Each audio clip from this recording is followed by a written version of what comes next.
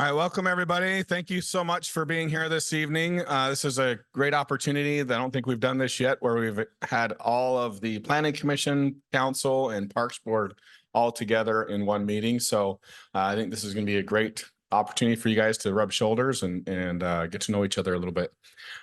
Tonight, we are doing a short course on local planning. You're going to hear from bunch of people tonight. Just kidding. It's just three of them. We've got Steve. He's with the state Department of Commerce. We've got Z. She's with our attorney, Ken Harper's office. So she's an attorney and she's here to straighten us out and make sure that we're following the rules. And then we've got a good friend of mine, Emily Terrell from Sound Municipal Consulting. She's a planner that works for multiple jurisdictions as a planning consultant. And so we'll go through the agenda as planned this evening and roll through hopefully finish up about 8:30. We do have a break in the middle with a Q&A at the end. So if you've got questions, go ahead and write those down and we'll hit on those at the end and be able to answer your questions that you have. So with that. Oh, yeah. Sounds good. Christopher, let's start with you. We'll just ask turn and come back around to the front.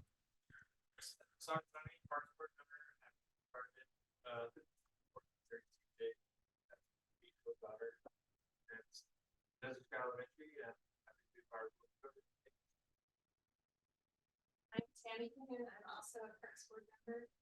Live over in Lakes. Have 6 children, 2 at Richland, and the others graduated. So nice to be here with you. Hey, Johnson, I'm also a member of the Parks Board. About 3 months now. Whenever I'm here with the boys, also here in school, my mom. Sandy Biscombe, Parks Board member since we were at the old City Hall. I don't know how they can go that much. Yeah, long-term West Virginia resident. Okay, council member, with all the council and planning commissions, 18.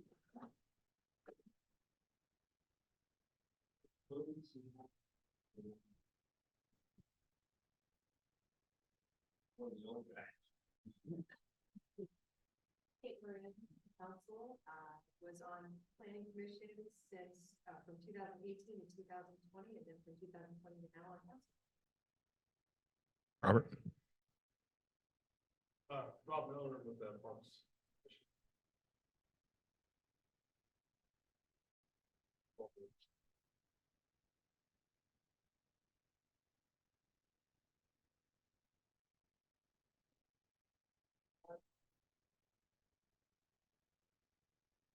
On the planning commission, for 2.5, going on maybe 3 years. I was on the chamber board for 6 years prior to that.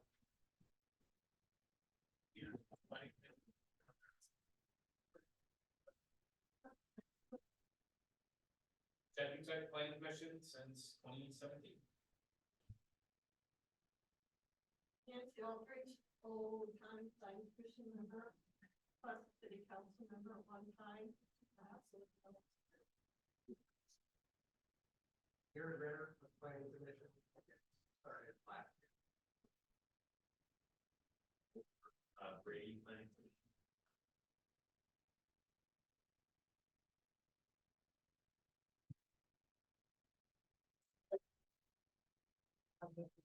Great Potter Planning Commission. I haven't had my first meeting yet, so I am the newest. And then I also like to hear about the park. Frank Gary, mayor, formerly Employer City Council, on my 3rd term as mayor. Moved to city of West Richland, where there's a whopping 4,000 residents. That was a few weeks ago. And I've enjoyed working with Nancy for many different occasions, different things. So Nancy, thank you for everything you've done for the city over the years. And appreciate all the new people that are here and participating. I really like to see people start in boards and commissions and work their ways to council, as a number of them have done. So as time goes on, I encourage everybody to, hey, throw your hat in the ring and enjoy the fun time that Mr. Bloom and I have had since 2010. So thanks for everybody coming out. We appreciate y'all. Thank you for everything you do, because without you, we don't get to make the fun decisions up here on this diet. So thanks a lot for everybody's time and participation. I'm Fred Blake, Mayor Pro Tem, Planning Commission from 2014 to 2018, mentored under Nancy at that time, on City Council since 2018. Two sons, both adults, both in the military, one Army, one Navy. And I live in the forepart of the lakes called the mountains on Cascade Rock. So, good evening. I'm Mark Killinger, Parks Board for about 5 years, something like that. Western, about 30 years, we've got 3 kids. I'm John Smart. I'm on the council position number 1. I've been in that position since 2015. It's probably been about 8 years. And we have 3 grown children. All work here locally still. And I think we've been in the Tri-City area in West Richland for about 33 years. Kevin Grubbs, I've been on Parks Board here for a few years now, the West Richlander since 2010, long time. And in the way back.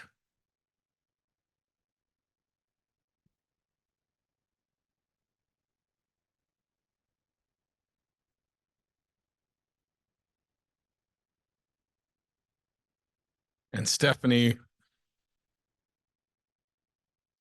All right, wonderful. Thank you, everyone. With that, we'll kick it off to Deanna, and she's going to get us moving on our meeting. So, good evening. My name is Dina Watson, and I'm here this evening from the Washington State Department of Commerce. I'll just be doing a little bit of an intro for you guys, just to talk a little bit about what the short course is for this training, and also who else you'll see this evening. So I am here with my colleague, Steve Davenport. So he'll be our primary presenter from Commerce. And I just first and foremost want to say thank you so much for your gracious welcome. And thank you for inviting us here this evening to provide this training.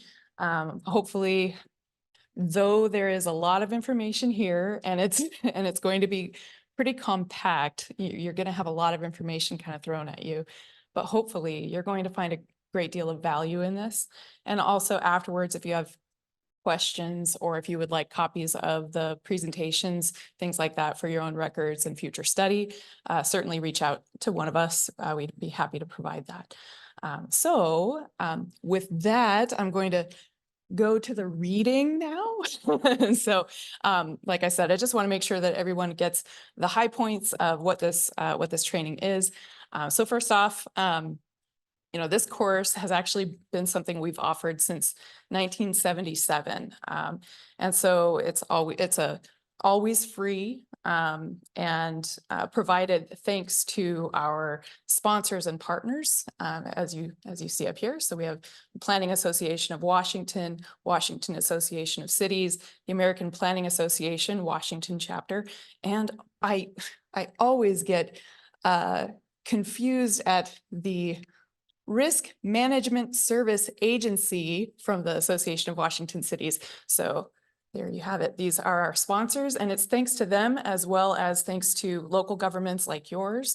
And also very gracious thanks to our volunteers that we're actually able to provide this training free on a regular basis. So next slide. So the Washington State Department of Commerce is a pretty broad-reaching, has a pretty broad-reaching portfolio of services. So the Department of Commerce touches all aspects of community development, economic development, as well as planning, as you know this evening. And our primary mission is to strengthen communities through these different services and activities. So next slide. And so, as I mentioned, you can have a copy of these slides because we have many other resources that are excellent to have on hand for future reference. And so this slide, I know there's a lot there, it's pretty packed. If If you'd like, I could pause if anybody wants to take a picture of it. The next slide will also have other resources as well. So you'll have this on hand if you would like. So again, just let us know. And in a moment, we'll move to the next slide. All right, and here's the other picture you might want to take. But again, we can provide these. Okay, so it's also my honor to be able to introduce our speakers for the evening. So as I said, this course is really something we're able to offer thanks to partners, sponsors, and volunteers. So thank you so much to our volunteers. First and foremost, you'll hear from Z Foster. So our first speaker will be Z Foster. She's a land use attorney from, is it Minky? Okay, Minky Jackson Buyer, LLP in Yakima. Z has represented municipalities in a wide array of planning-related law, including SEPA, that's environmental, and GMA, that's growth management, compliance, code enforcement, and nuisance abatement proceedings. A graduate of Gonzaga University's School of Law and Boise State's Criminal Justice Program, Z will be presenting to us on the legal basis for planning, the Open Public Meetings Act, and Public Records Act. These are important policies that you'll need to know. And our second speaker is Steve Davenport. So he is not a volunteer. He is obligated tonight, but we thank you anyway. And so my colleague, Steve Davenport, is a senior planner for the Washington State Department of Commerce. He has experience in all aspects of growth management planning and is currently the subject matter expert for urban planning within Commerce's Growth Management Services section. Steve previously worked as the long-range planning manager for Spokane County for many years. He graduated from Eastern Washington's Master of Urban Regional Planning Department and is a member of the American Institute of Certified Planners. And our third speaker is a volunteer, so thank you. And she's come quite a long ways to be with us this evening, so thank you so much. So this is Emily Terrell, as you heard, and she is principal planner and founder of Sound Municipal Consultants. She has been a professional planner for a quarter century. She's been a municipal planning director in Buckley, Milton, and Ording, as well as a planning consultant acting as the entire planning department for several cities and towns. Currently, she's the code-defined planning director in Coronado, South Prairie, and Wilkeson. Wilkeson or Wilkeson? Wilkeson, thank you. Yeah, yeah. And so she's also working as the on-call planner for the city of Newcastle and on a comprehensive plan in Rainier. She has also been an active hearing examiner since 2006. She's written hundreds of decisions in 8 Washington counties and 36 Washington cities. So I hope you will join me in welcoming them and extending a gracious listening ear this evening. So thank you.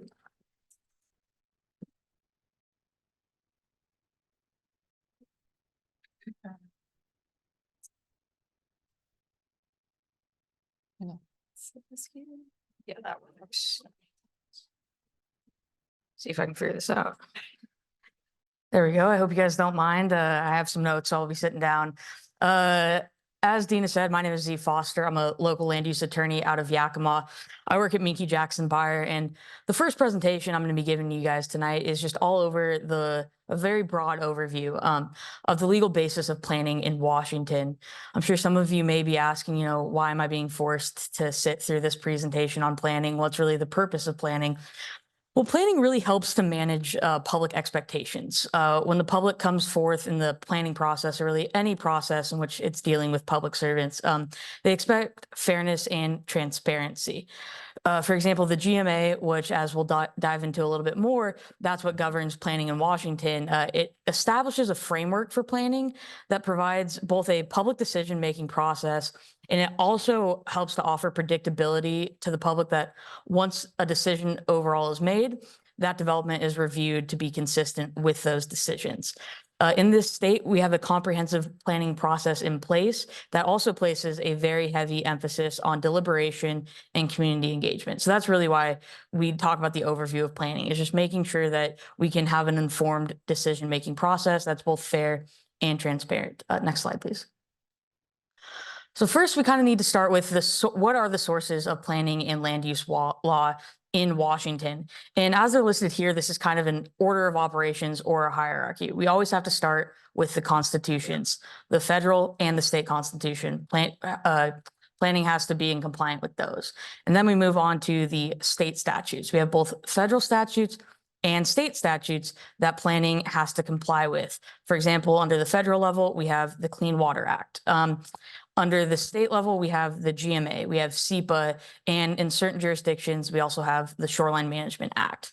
Underneath the statutes, then we get into the city and county ordinances and resolutions that jurisdictions implement, and their ordinances there, planning has to comply with that. Then planning also has to comply with the comp plan and its updates.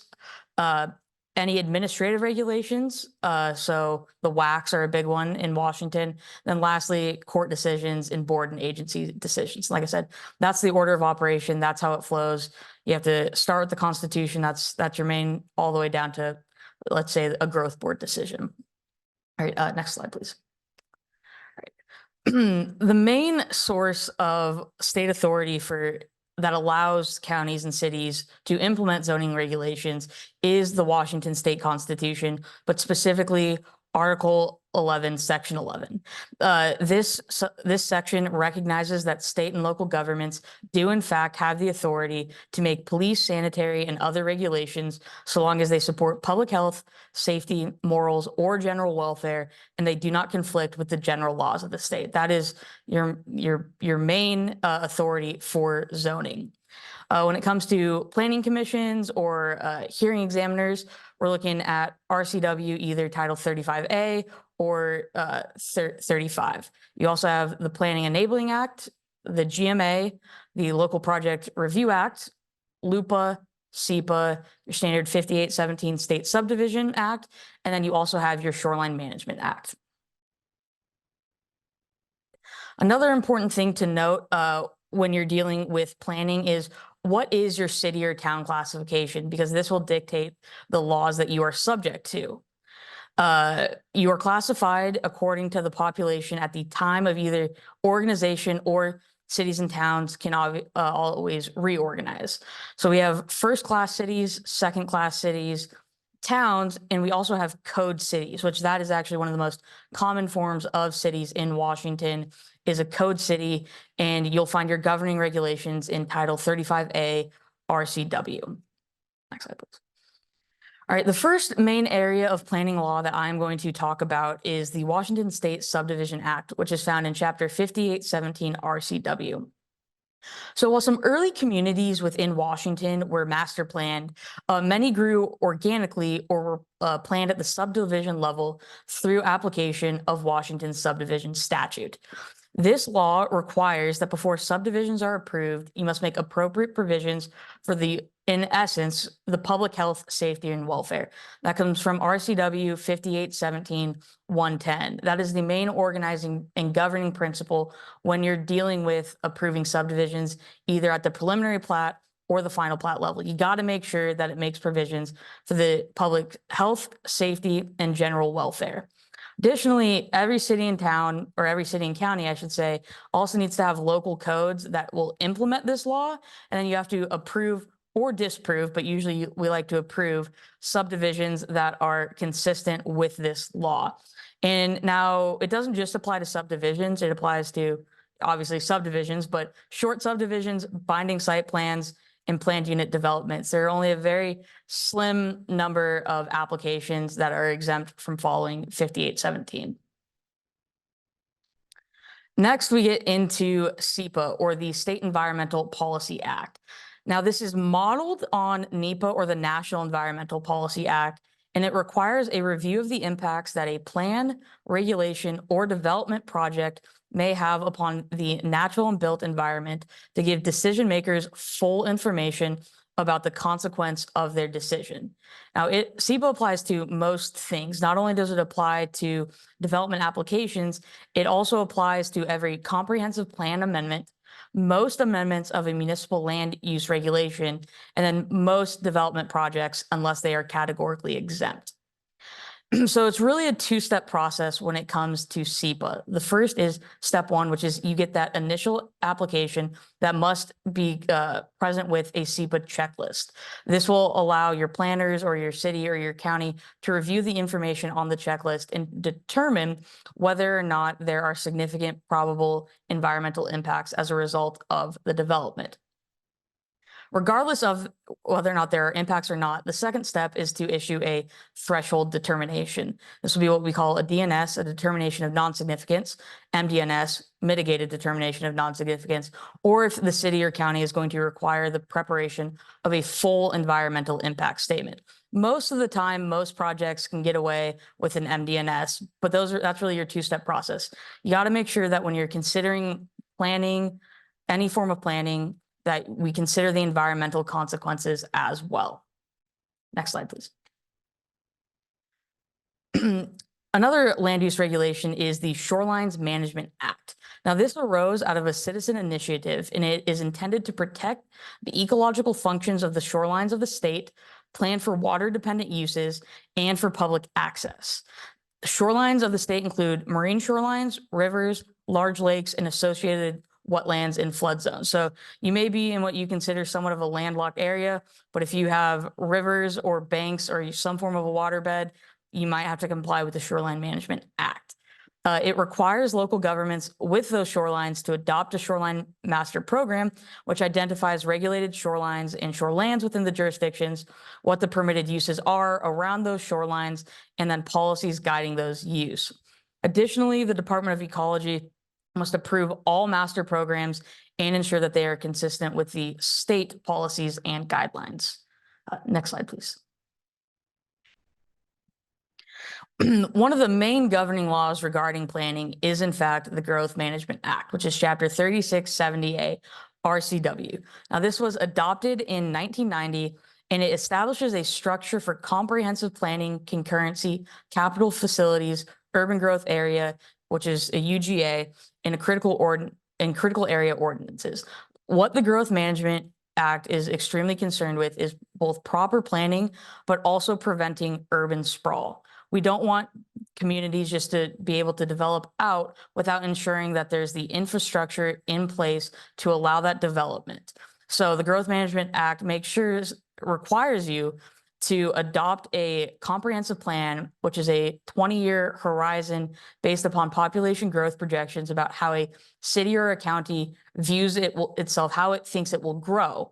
And then you have to adopt both policies and ordinances that are in compliance with your comprehensive plan. And it is, in fact, required to be implemented at the local level.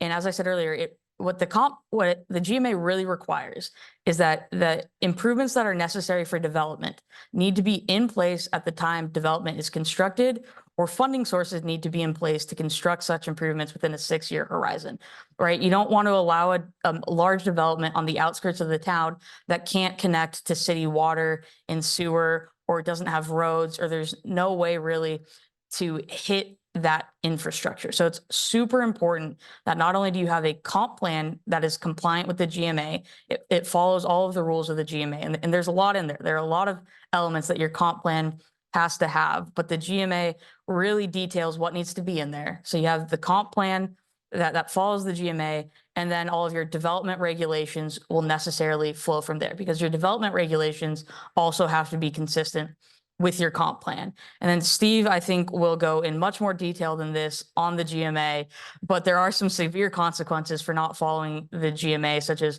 loss of funding, or I know there's a jurisdiction right now that actually is not allowed to expand its urban growth area because there was a fight over compliance with the GMA. So there can be some real significant consequences if you don't follow the GMA. I would say this, along with SEPA, are probably the two most significant sources of land use planning law. You also have the Local Project Review Act, which really what this does is this just establishes timelines through which permit applications have to be approved. It's somewhat aspirational, but most development applications must have a final decision within 120 days after they are deemed fully complete. So developers can come in, submit their subdivision application, and know that within about 120 days, they will have a decision one way or the other on this application. This chapter was implemented as a response to concerns regarding burdens and delays resulting from an ever increasing number of environmental laws and development requirements. So it just gives a streamlined process for project review. Next slide, please. Yeah, there we go. And then we have the Land Use Petition Act, or LUPA, which as a lawyer, this is my favorite because this means I'm getting paid. But what it is it's the exclusive means of judicial review of land use decisions. If there's one thing that the courts believe when it comes to land use decisions, it's that finality is key. We don't want developers to be concerned that, 2 or 3 years down the line, after the development has been approved, someone may come in and challenge that decision. It's bad from both a developer perspective, but it's also bad from a jurisdictional perspective because jurisdictions do want to see their cities grow and they do want to see their cities be developed and consistent with their ordinances. And so we want finality in land use decision. So what LUPA does is it requires and implements a very streamlined process for appeals of land use decisions. 21 days after a final land use decision, a LUPA appeal must be filed. If an appeal is not filed within that time frame, that decision is final, regardless of whether or not a court may have found it invalid or not. So it gives a very, very stringent 21-day deadline, and it establishes a uniform expedited appeal procedure and uniform review criteria. But it only applies to land use decisions. So development applications, interpretive or declaratory decisions like a administrative interpretation or a local jurisdiction's enforcement of land use ordinances. It does not apply to a comp plan that would be subject to the Growth Management Hearings Board. But overall, this is how someone would challenge a final land use decision.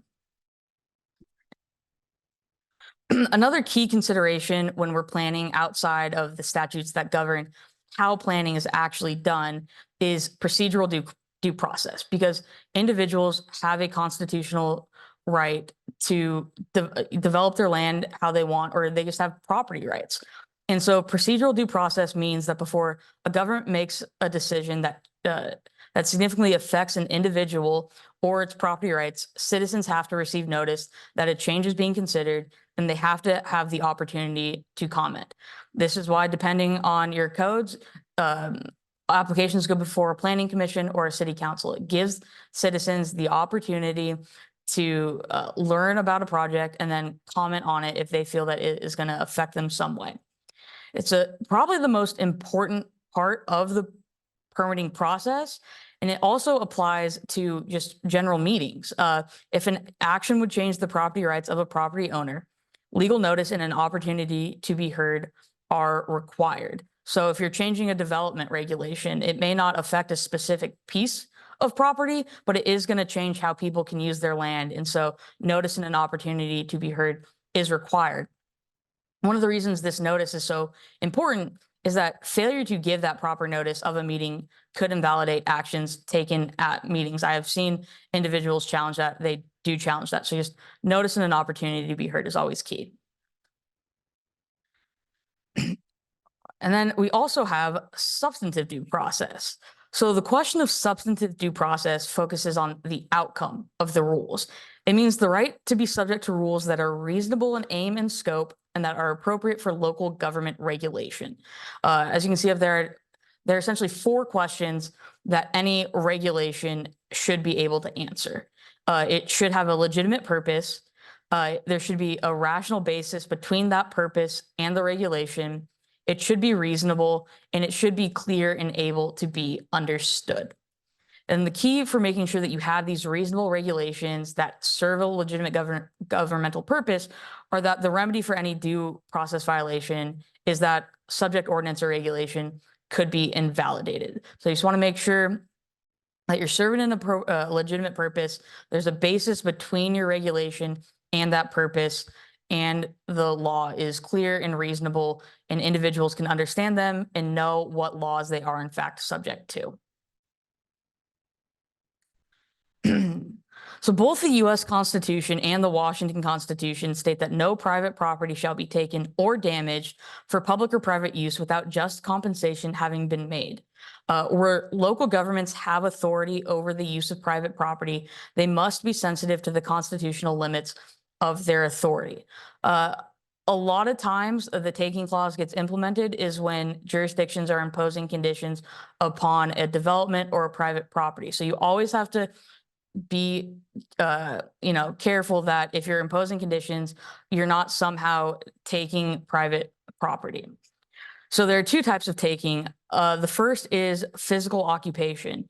This is that the property itself has been physically invaded or appropriated through condemnation or an occupation that has a significant impact on the value of the property. This isn't alleged most often when it comes to developmental decisions or application decisions.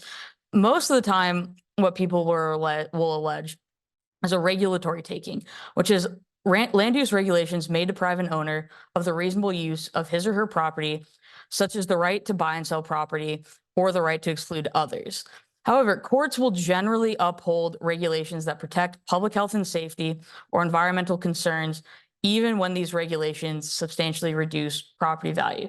So this is what I was going back to when it comes to the substantive due process. You just need to make sure that your regulations or any conditions that have been suggested to be imposed, they have a legitimate purpose and their impact is rationally related to that legitimate purpose. In the vein of taking are exactions and dedications. So exactions and dedications are essentially the conditions placed on a development of property by the decision maker approving the development. One of the most common examples is the requirement to pay money outright or contribute or dedicate for things like open space and parks, traffic improvement regulations. I would say the most common exaction I see is a mitigation payment for traffic impact. It's probably one of the most common examples out there. In order for an exaction or dedication to be deemed proper, it must satisfy what we call the Nolan-Dolan standard. This allows governmental entities to condition approval of permits on the dedication or exaction of property to the public, so long as there is a nexus and rough proportionality between the property that the government demands and the impacts from the applicant's proposal.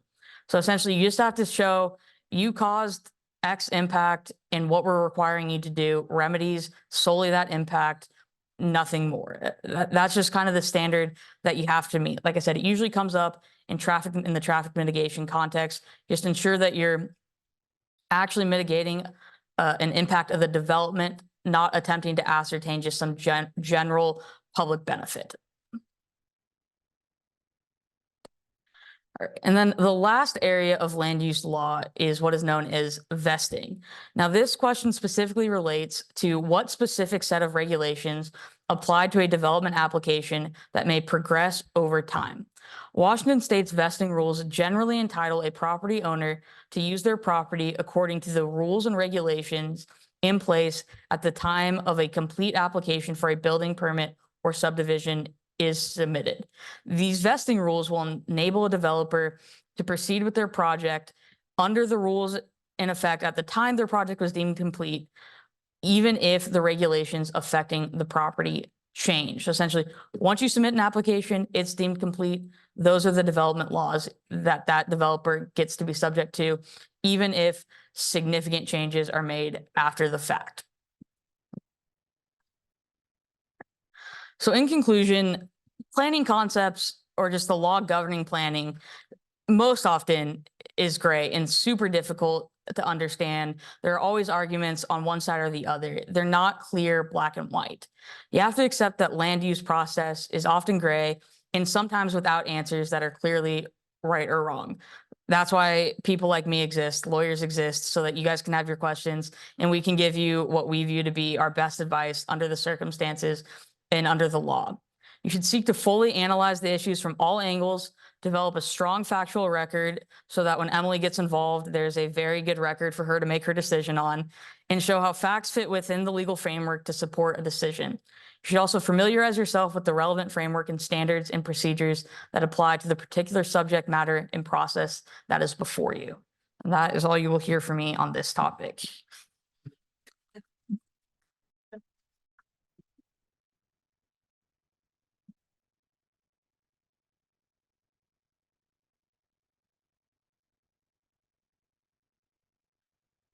I love hearing examples, right? I don't do that. Good evening, I'm Steve Davenport with Department of Commerce. And we have these certificates, which we'll put over there at the end of the course here. If you need those for your continuing education or just want to hang it on your wall. I also have some business cards. I am the technical rep for Grant, Benton, and Franklin County. So if you ever have a question about planning, feel free to give me a call or send me an email. Happy to talk to you about it.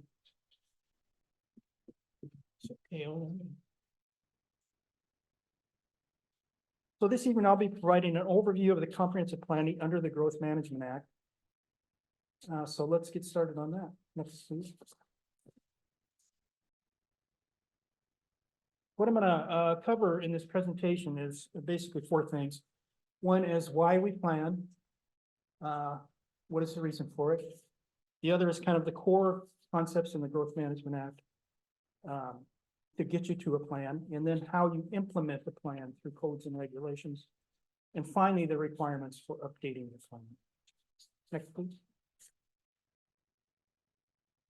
Okay, as you know, Washington State is a very popular place and it has had tremendous growth over the years. Between 1980 and 2024, the population has doubled from 4 million to 8 million. That's significant growth. And the state population is projected to grow by another 2 million people in the next 20 years. We're going to need about a million new dwellings to take care of all these people. Oh, yes, I'm sorry. Okay. Very good.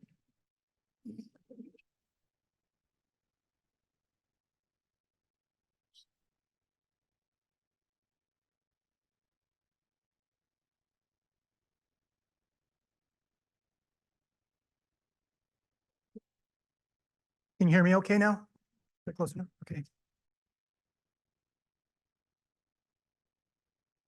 So the Growth Management Act was enacted to address a lot of these problems of this tremendous growth. You know, a lot of states back east, they don't grow. That some of them even lose population. So we're way up there. People really want to live here, and there's a lot of opportunities. Next, please. So the Growth Management Act addresses two fundamental concerns in land use planning decisions.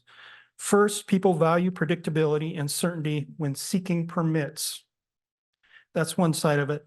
And prior to GMA, many communities had very generalized plans, and new projects often required a very lengthy process of review with public hearings, and maybe you had to have more than one public hearing to get to the end result. There were no time limits for when a jurisdiction had to respond to these requests. So they would go on and on, as Z was just talking about.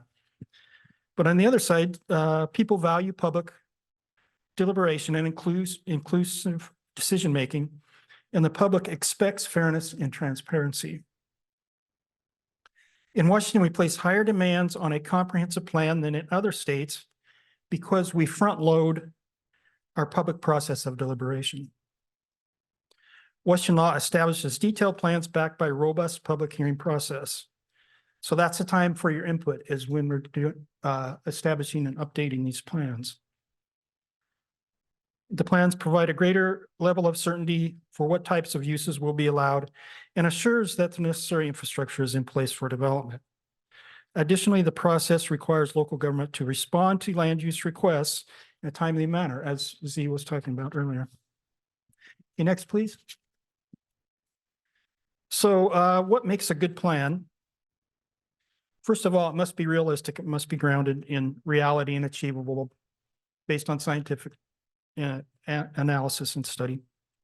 Second, it must be compelling. A plan must articulate a compelling sense of the community's long-term goals. And third, a plan must be specific in order to consistently guide day-to-day decisions. Okay, next, please.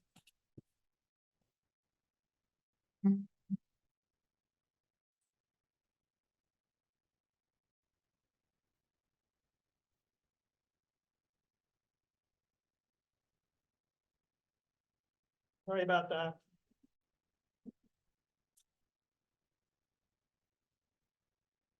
Hopefully it's tougher.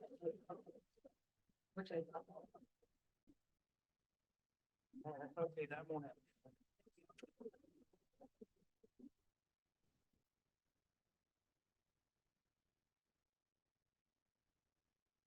Okay.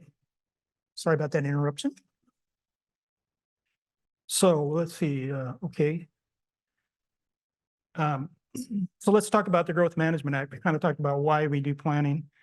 Let's look at what exactly the growth management is all about.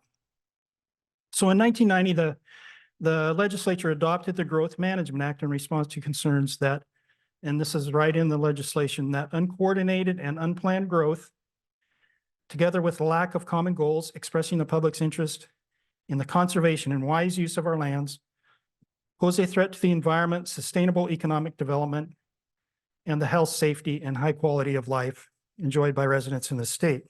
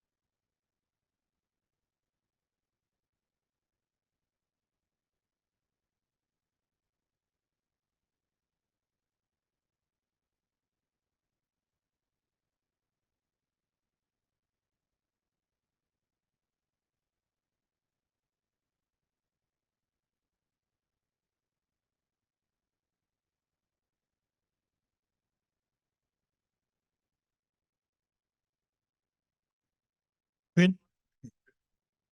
Thank you. I'll turn it off again for sticking in there.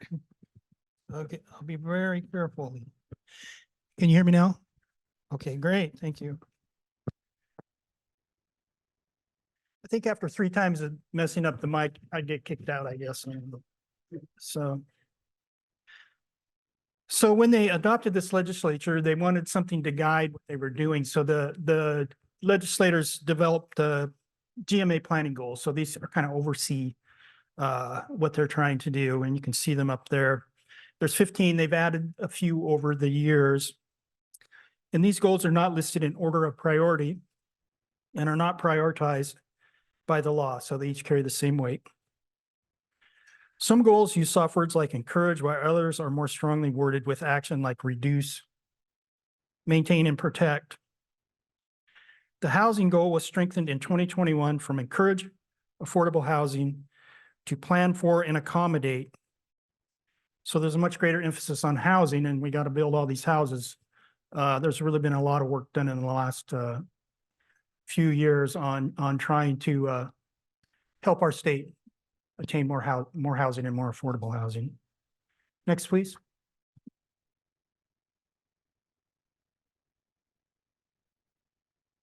So one size does not fit all when it comes to planning.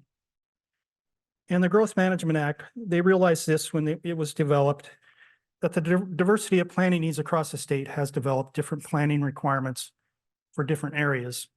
You can see the 4 boxes up there are kind of the planning requirements, the different planning requirements. So partially planning counties are rural counties with slow population growth and are only required to adopt regulations that protect natural resources and environmentally sensitive areas known as critical areas.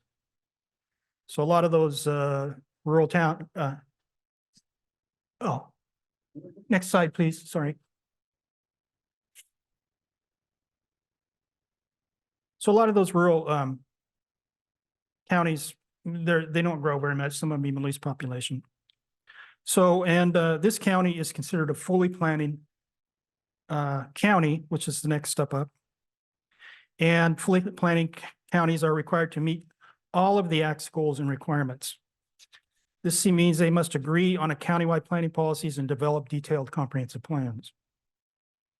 The faster growing counties in western Washington have additional planning requirements to address their needs. These requirements include the Buildable Lands Program, which requires a higher level of review of past growth. They really get a lot of data and information in the past growth to help them see what they need to do in the future.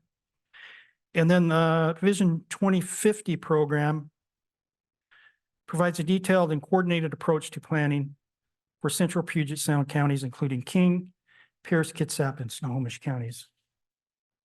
Okay, next, please.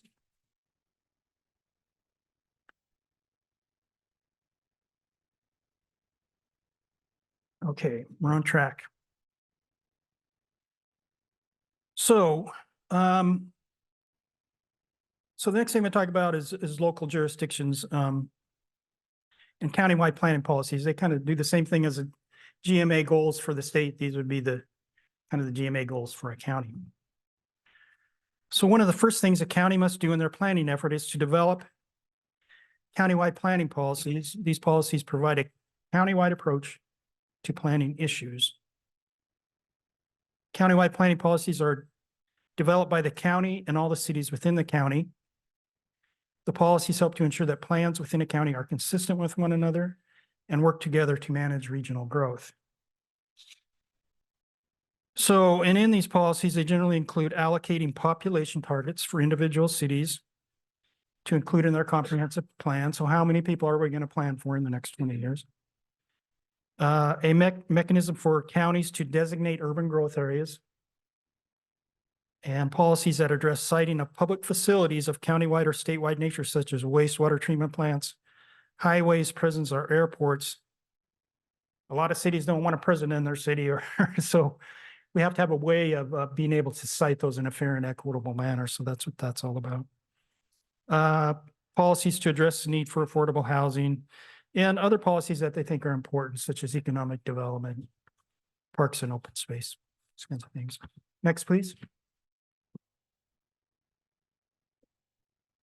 So each each plan consists of individual elements, and these are also called chapters.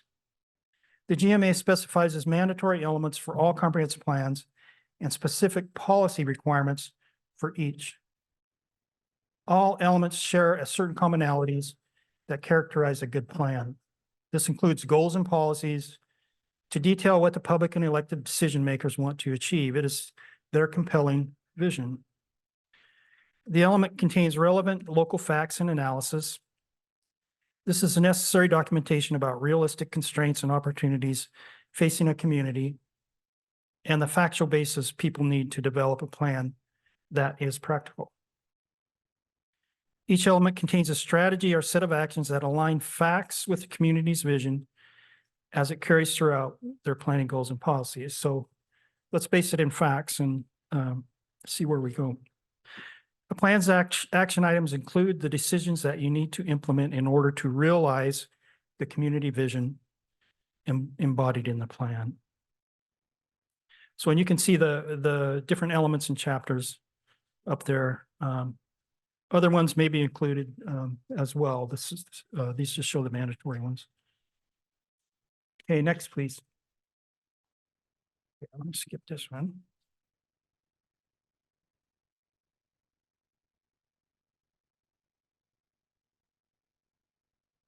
So a major component of the plan is addressing natural resource lands in critical areas. And this is one of the requirements that every single county has to do, is look at their natural resource lands in critical areas.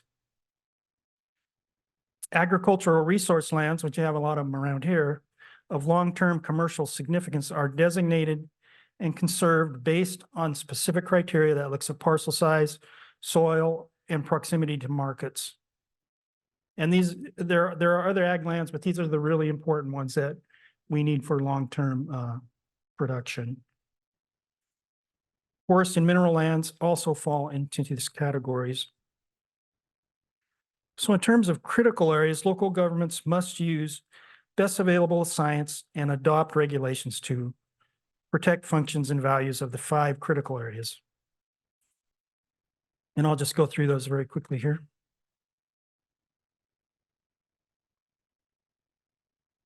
The first one, frequently flooded areas.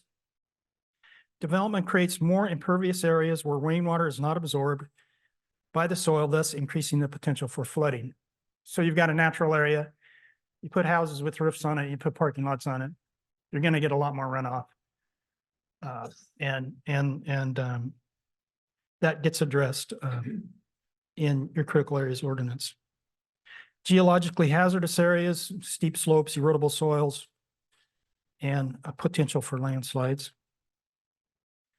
Critical aquifer recharge areas are porous areas that fill underwater sources of drinking water. These areas must be protected from uses that may introduce hazardous substances to groundwater.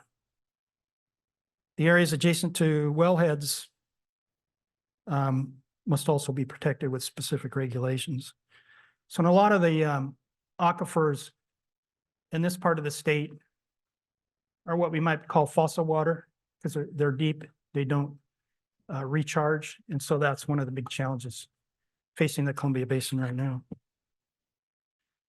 Fish and wildlife habitat requires identification and protection of wildlife ecosystems. Some examples include shrub steppe, which you have a lot of that around here, riparian areas, elk, moose, and deer habitat. There's a strong focus on wildlife corridors in areas of high wildlife density.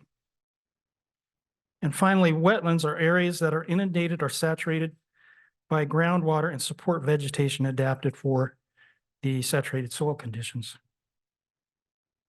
The protection of these is very important. They can play a key role in groundwater recharge, and they support wildlife. So we use buffers around these critical areas to protect their values and functions. Okay, next, please. So let's talk a little bit about urban growth areas, a central core thing in the Growth Management Act. So fully planned counties must work with the cities to designate existing and future urban growth areas. And these areas provide, it's a boundary. Inside that boundary is urban and outside is rural. There's no kind of transition zones. It's a hard line around these existing urban areas. So designating these areas is a collaborative process between the county and cities, and it's based on population projections and regional allocations to each city. And we have an excellent demographic office, the Office of Financial Management, and they predict future population growth. Also, the calculation of sufficient land for 20 years of growth based on zoning and considering market factors. And the ability of local governments to provide adequate public facilities to serve the development. Okay, next, please.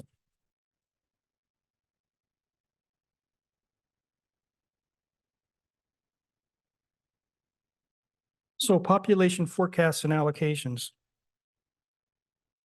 This is something that occurs early in the planning process. Growth projections are provided, as I said, by the Office of Financial Management. They do a great job at that. Growth projections are followed with allocations of population growth to cities. So you know how much you're going to grow. You got to parcel that out to the different cities and to the county. Rural areas also receive a population allocation, and theirs is generally based on the continued growth at the same rate that they currently have. And 20 years is the planning horizon in these plans. So we're planning out for 20 years of growth. Okay, next, please.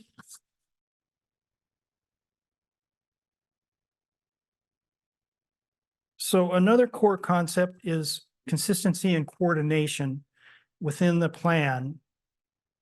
It must be both externally and internally consistent. And by internal consistency, we mean that all of the elements must be based on the same future land use map and population projections. If you find different agencies using different population projections, it can make a real mess of things. So we want to be consistent in that area. And then by externally consistent, we mean by the plan must be consistent with countywide planning policies that counties and cities develop and should be coordinated with plans of adjacent cities and counties. So we want everything to work together. Finally, each jurisdiction's development regulations, planning activities, and capital budget decisions must be consistent with and implement the plan. Okay, next, please. So we talked about, kind of what's in the plan and how it gets developed. I'm just going to spend a minute talking about how you adopt a comprehensive plan. So within your codes, you're going to have a specific process for amending and adopting the comprehensive plan. And prior to adoption, every jurisdiction must submit a 60-day notice of intent to adopt to the Department of Commerce. And this requirement is also required for amendment of development regulations, and that gives state agency a chance to review and comment on these proposals. And I think a very important part of the Washington State's Growth Management Act is that we as an agency do not approve or deny plans. That's left up to the local officials.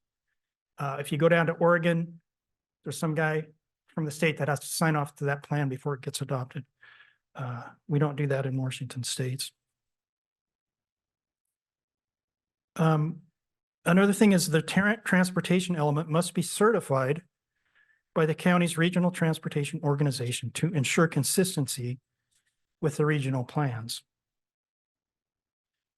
Now, once you adopt a plan, you would be subject to appeal. Somebody could appeal your plan or your development regulations, and those might include neighborhood groups or even state or local agencies.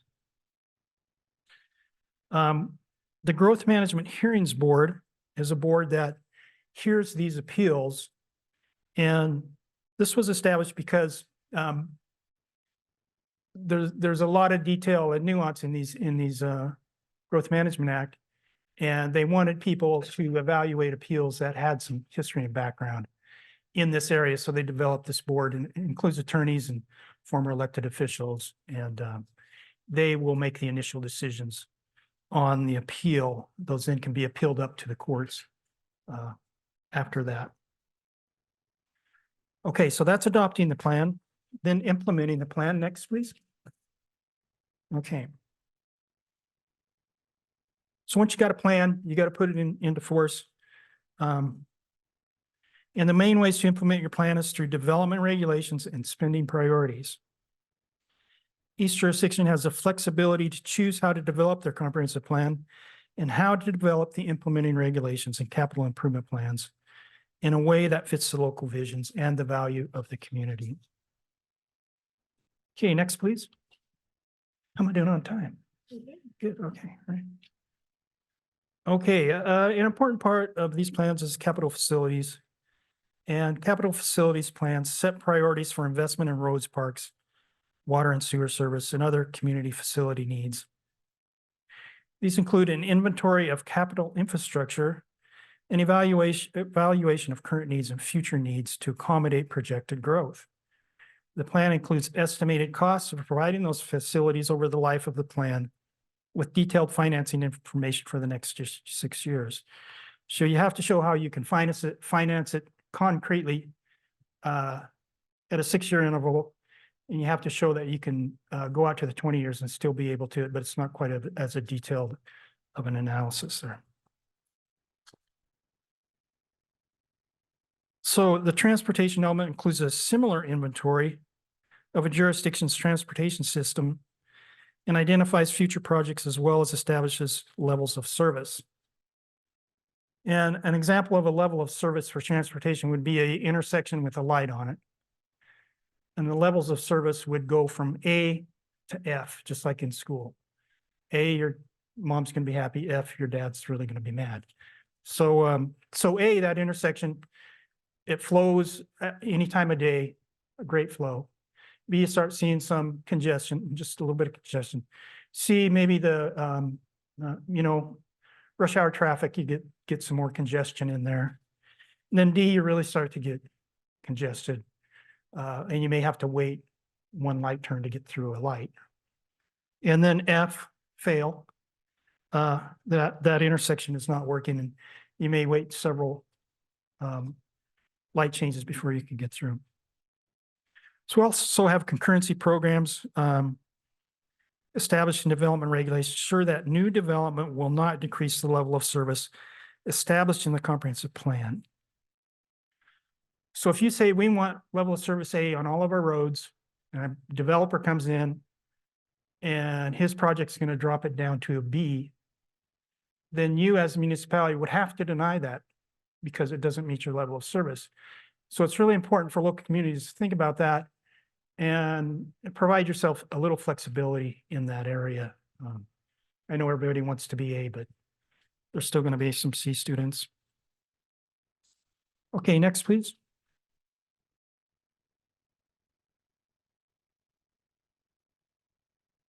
So let's talk about development regulations.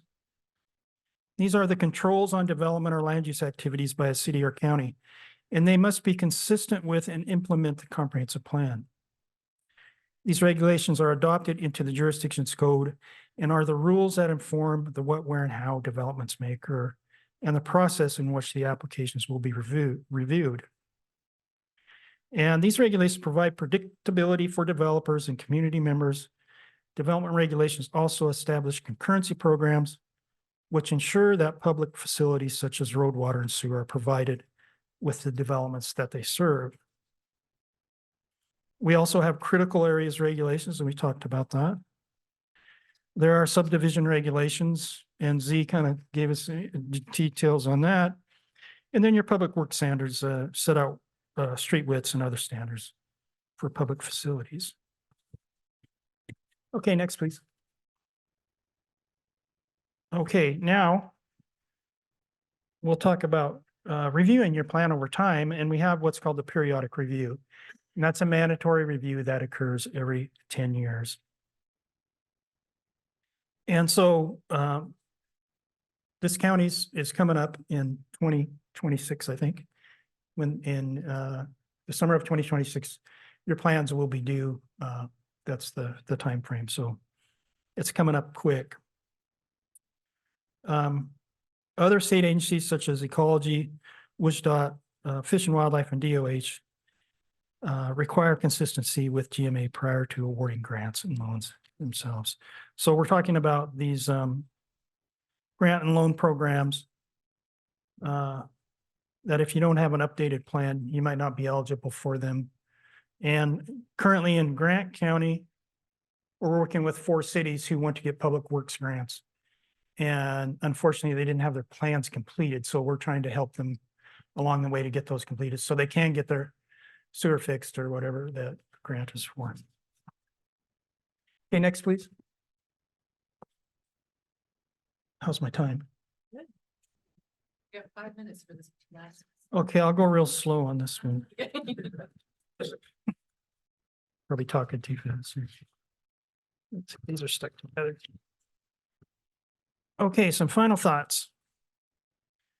So your community, it has broad discretion on planning for your community's form and its future.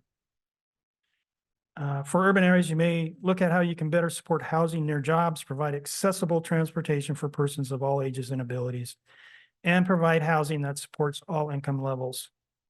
And that's really important now as we face a critical affordable housing problem in this state.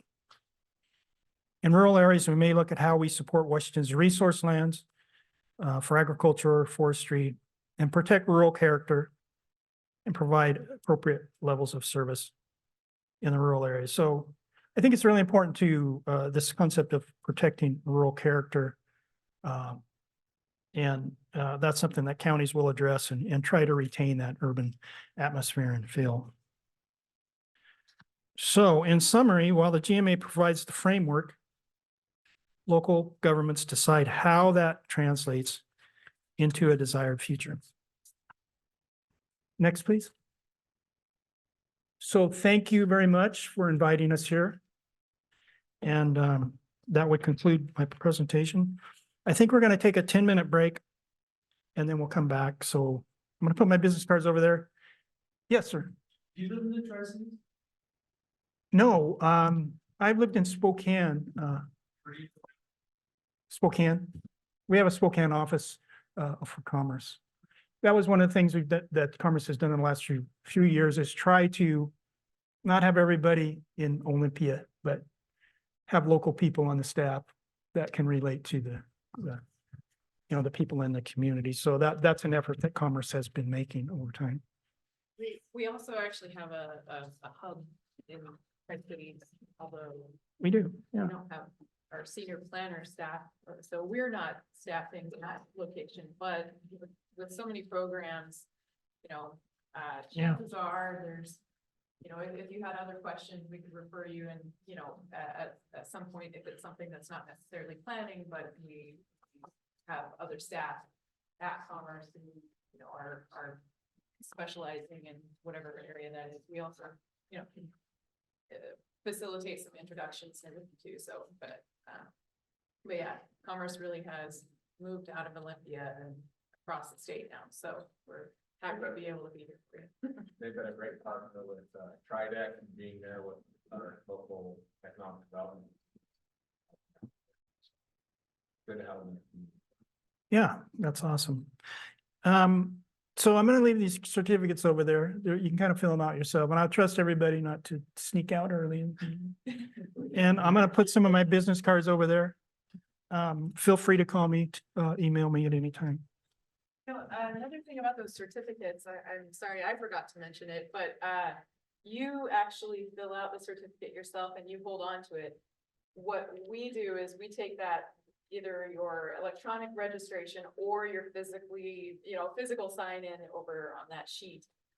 We keep that, it's part of the public record. If you ever need someone to verify that you actually completed the course, you really were here, that's when you would say, here's my certificate and here's who you can call, and then we'll verify your Yeah. certification. And if you haven't signed in, please do, because that's kind of how our program is justified and how we can plan for future events like this. So thank you very much. Take your seats, please.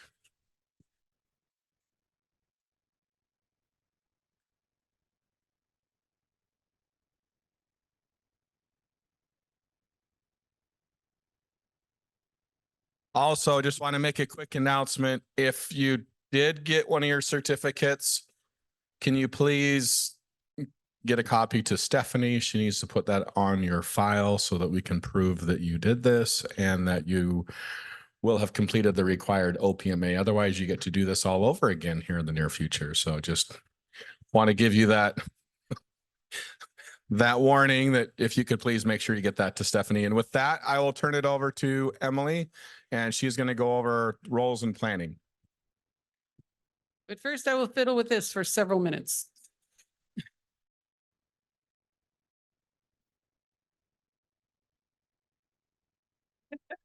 Okay, that's it. Also, I will fidget a lot. Sorry, I'm like ADHD and also had surgery 2 weeks ago, so I need to move around a little bit. And if I look at that, it's because I can barely see. Anyway, I have been asked to do roles in planning and effective public process, which I recognize is truly exciting. That's okay. I know I am not from here. I'm not even from Washington. My education was at Clemson with a P University, where growth management wasn't a thing, but private property rights very much were. So I live in Sumner. I know Eric from Sumner. He used to work in a building that I could see from my house. And he's asked me to come today. And I may be a temporary resident here, the Tri-Cities tomorrow as well, because the Snoqualmie Pass looks like it might get about 20 inches of snow tonight. That'll be fun. If you saw the most disgusting car in the parking lot, that was mine because I came over. Okay, I have too many slides, but I talk really fast. I mentioned the ADHD thing. Can we go to the next slide, please? Okay, so we have some goals. We want to identify who the players are and what our roles are and understand kind of the process of planning at the city or the county level rather than at the state level. I can tell you that I got into planning because I care about my community and I want to make sure that my community looks like my community and that the people who live in it have a say in how that community looks. So I care very much about bottom-up planning. That's important to me. My clients tend to be smaller municipalities where the mayor may also be working at the grocery store and you're going to run into them on a regular basis.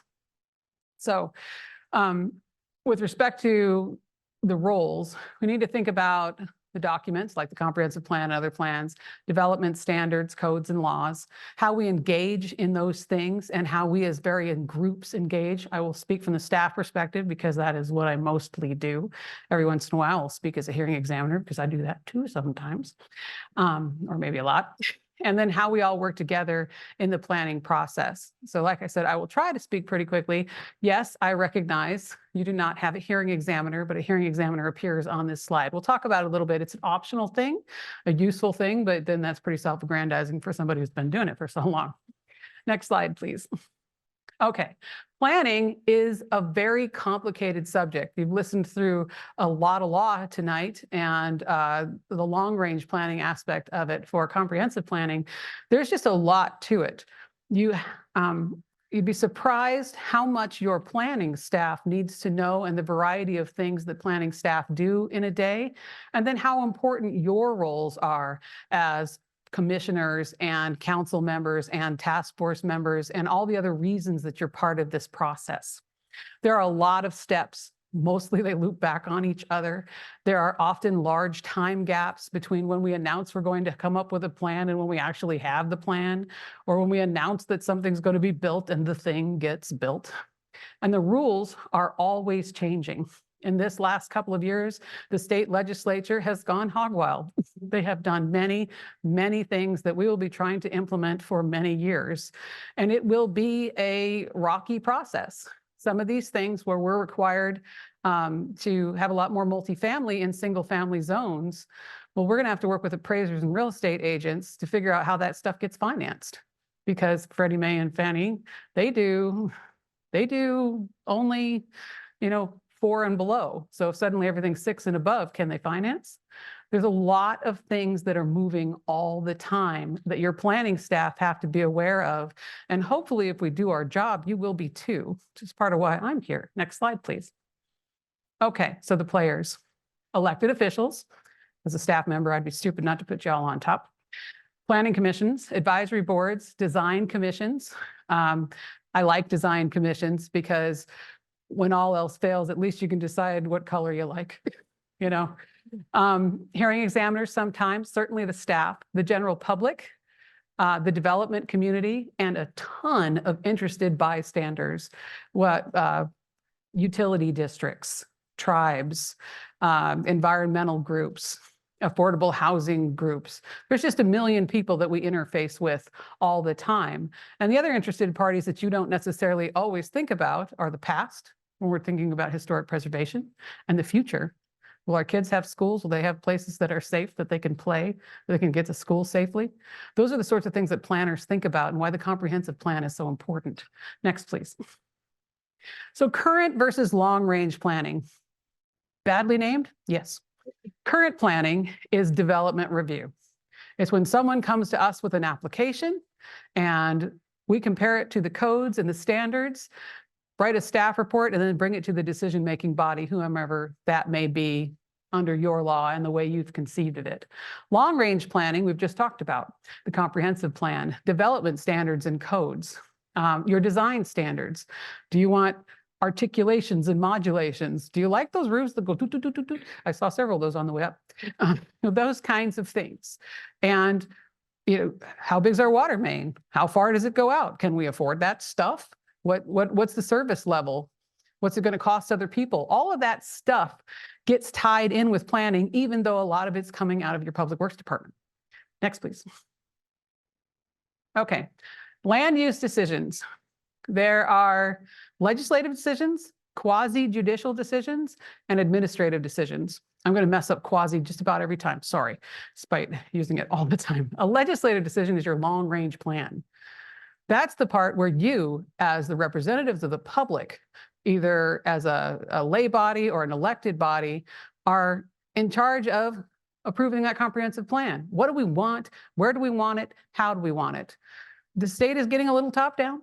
It's true, but there's quite a lot of space for us to be able to say, what do we love about this place? How do we want it to look? How do we want it to function? How much should it cost? And by that, I mean your utility rates and all those other things that the city has some power to deal with. Then the next is quasi-judicial. So some decisions are made by planning commissions. Some decisions are made by hearing examiners, some by council, some by staff. As a staff member, I'm allowed to do a short plat, which is a small subdivision, but I'm not necessarily allowed to do a larger one because it has bigger impact. So we want to bring it up to a different level. Next, please.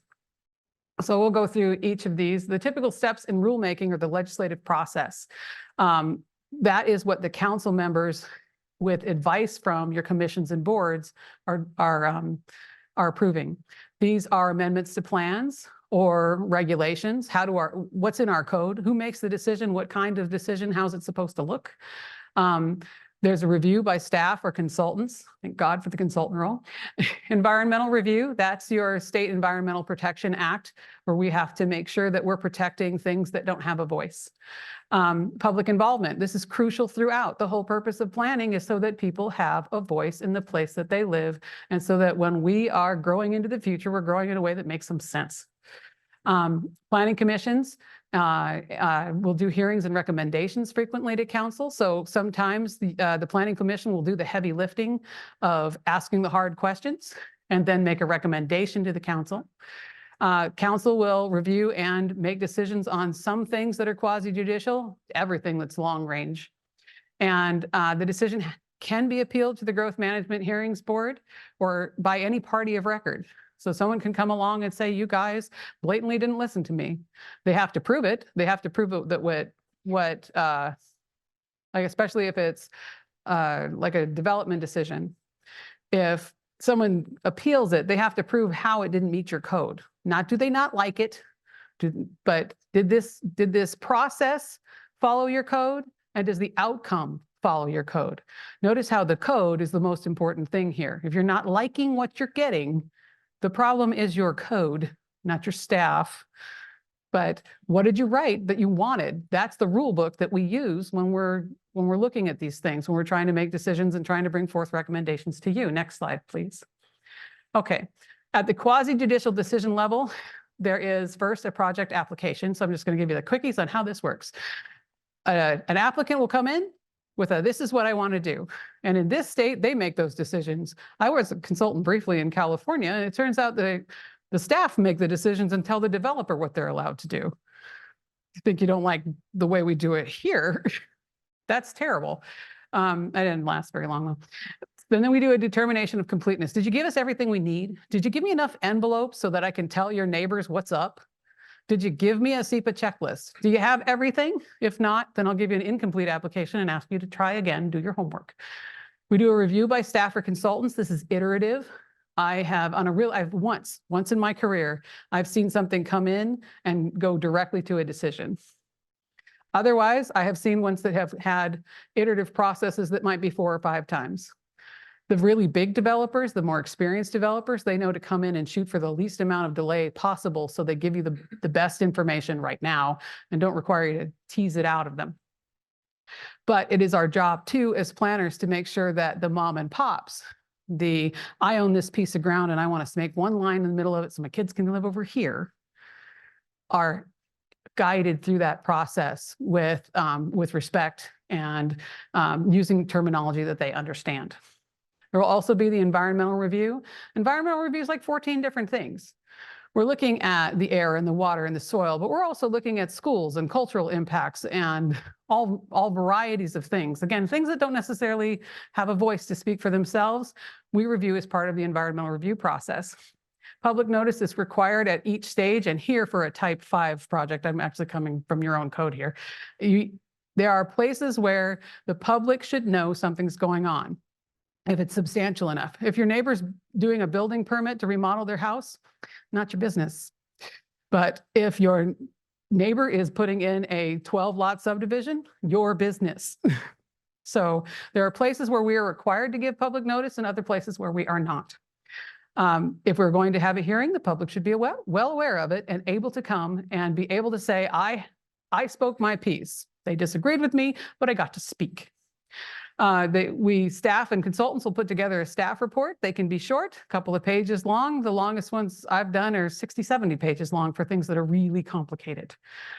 We will give notice of open record hearings and then provide a recommendation or a decision after that open record hearing, which is again appealable by any party of record. So when your staff is putting together a staff report, and when you as the commission or the council are reviewing that, understand you're looking at a legal document here. What we're doing here is comparing this project and its features to the requirements in your codes and development standards. If you don't like what you're getting, go back to your code. Otherwise, you will get sued and lose, and it will be quite expensive. So that's why I keep referencing that. It's important that what you're getting is the product of what you've written down. And that comes to your decision matrix of what goes where, how big those setbacks might be, how dense something can be. Those are the decisions that you're making in your comprehensive plan and then codifying in your code. And your staff are following that as the rule book that you've given them. Next slide, please. So administrative process is applying the rules. This is what the planning staff, your building staff, your public works staff are doing when we're looking at your water system standards. Do they need an 8-inch water main? Can it be something much smaller than that? What are we looking for here? Your building official is going to be looking at your adopted building code, which generally is the state's adopted building code, which is an adoption of a different set of codes, International Code Council codes. So what you are doing with your staff in that case, basically everybody who's part of the development review process, is understanding that we're experts in these individual things. Very few of us are experts in all of those things. Some need a professional engineering license, some need a certified building official, and then there's planners.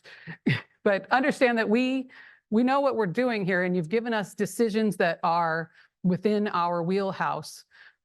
A building permit should have certain safety features. A small subdivision or a boundary line adjustment is not such a monumental thing that it needs to go through all this bureaucracy. You've given it to us because it is something that is relatively non-controversial. Although some things could be elevated if it gets there, but that's usually through the appeal process. The staff will do the environmental review. In many places, I am the SEPA responsible official, and I will issue that SEPA that says it's fine, but for these following mitigation conditions, you need to add more trees or whatever it is that our code requires them to do. Again, these are appealable decisions. I've never seen anybody appeal a building permit, but it doesn't mean they don't. And in these cases, no public notice is required. Next slide, please. So there are 3 types of current planning decisions in your code. I just went through what they are: administrative, quasi-judicial, and legislative. Ask me for this slides if you want to look at it. Otherwise, you can find it inside your code in chapter 1401 that tells you who makes the decisions on what kinds of projects. And that section will also tell you whether or not public notice is required, what kind of hearings are required. If you're interested in knowing how this got from here to there, it's this slide, it's this code. Next slide, please. So roles in the development process. Who's doing what, when, how? Next, please. So again, oftentimes we have a pre-application meeting.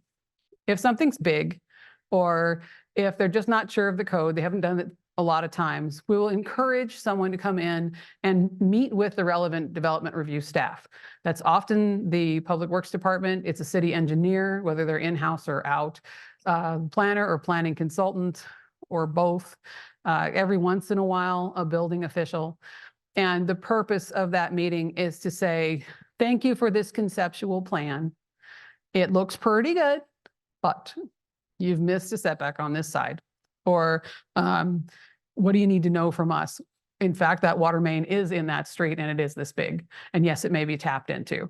That's the purpose of a pre-application meeting. So the developer has some certainty going into the application, and so that we can kind of correct some stuff, the top level errors before it comes into that application process. So there's the application submittal itself, where they hand us a big chunk of paper, or more recently, they email us. Whether they email us or they hand us a chunk of paper, there's a date stamp that starts our shot clock. We have an amount of time that we're allowed to review things. We have 28 days from the day that they give us the application to say whether or not that application is complete or not. If it's not complete, we ask for whatever they forget. It's always envelopes, but sometimes it's a couple other things as well. Next slide, please. Then we'll do a notice of application. Again, those things that require public notice, we will send them out. Most places I work, that radius is about 300 feet from the project boundaries, to kind of catch everybody around who might be interested in it. We'll also put up those notice of land use action signs so that people know and that they have an opportunity to comment and come to the planning department and see what the project's all about. We'll lay the plans out in front of them or have them walk around and look at our screen, because paper's not happening much anymore. Next, please. Then we go to that project review cycle. Again, it can be iterative, where we go, here's the things that need to be done. Here are the things that need to be corrected. Please correct those. Come back to us. Most of the time, those iterations were, in my experience, 2, maybe 3 cycles, but I've seen many more, and I've once seen less. There's also something called the shot clock. We're required under law to review projects within a certain time frame. And I've forgotten the new legislation, whether it's gone into effect or not, but the shot clock in my head is 90 days for subdivisions, 120 days for everything else. That shot clock is the days that we're working on them. If I give it back to you and say, you seem to be missing a landscape plan, the shot clock stops. So if somebody says to you, this has taken me 4 years, ask how many review cycles they went through first before you get angry. If it's pretty quick, it's because they had their act together quickly and we were within our shot clock. What that does is, again, that vesting concept. Once I turn in that application, you can change your codes. Won't matter to me. I'm vested under the old code. So frequently, if you'll find something big coming through, a big rezone, a big change in the way that we're defining what's allowed to go where, or we're getting much stricter, you'll get a whole lot of applications coming in right beforehand in the hopes that they can follow the old code. Next, please. Okay, the decision depends upon whose it is. Again, this is based on your code.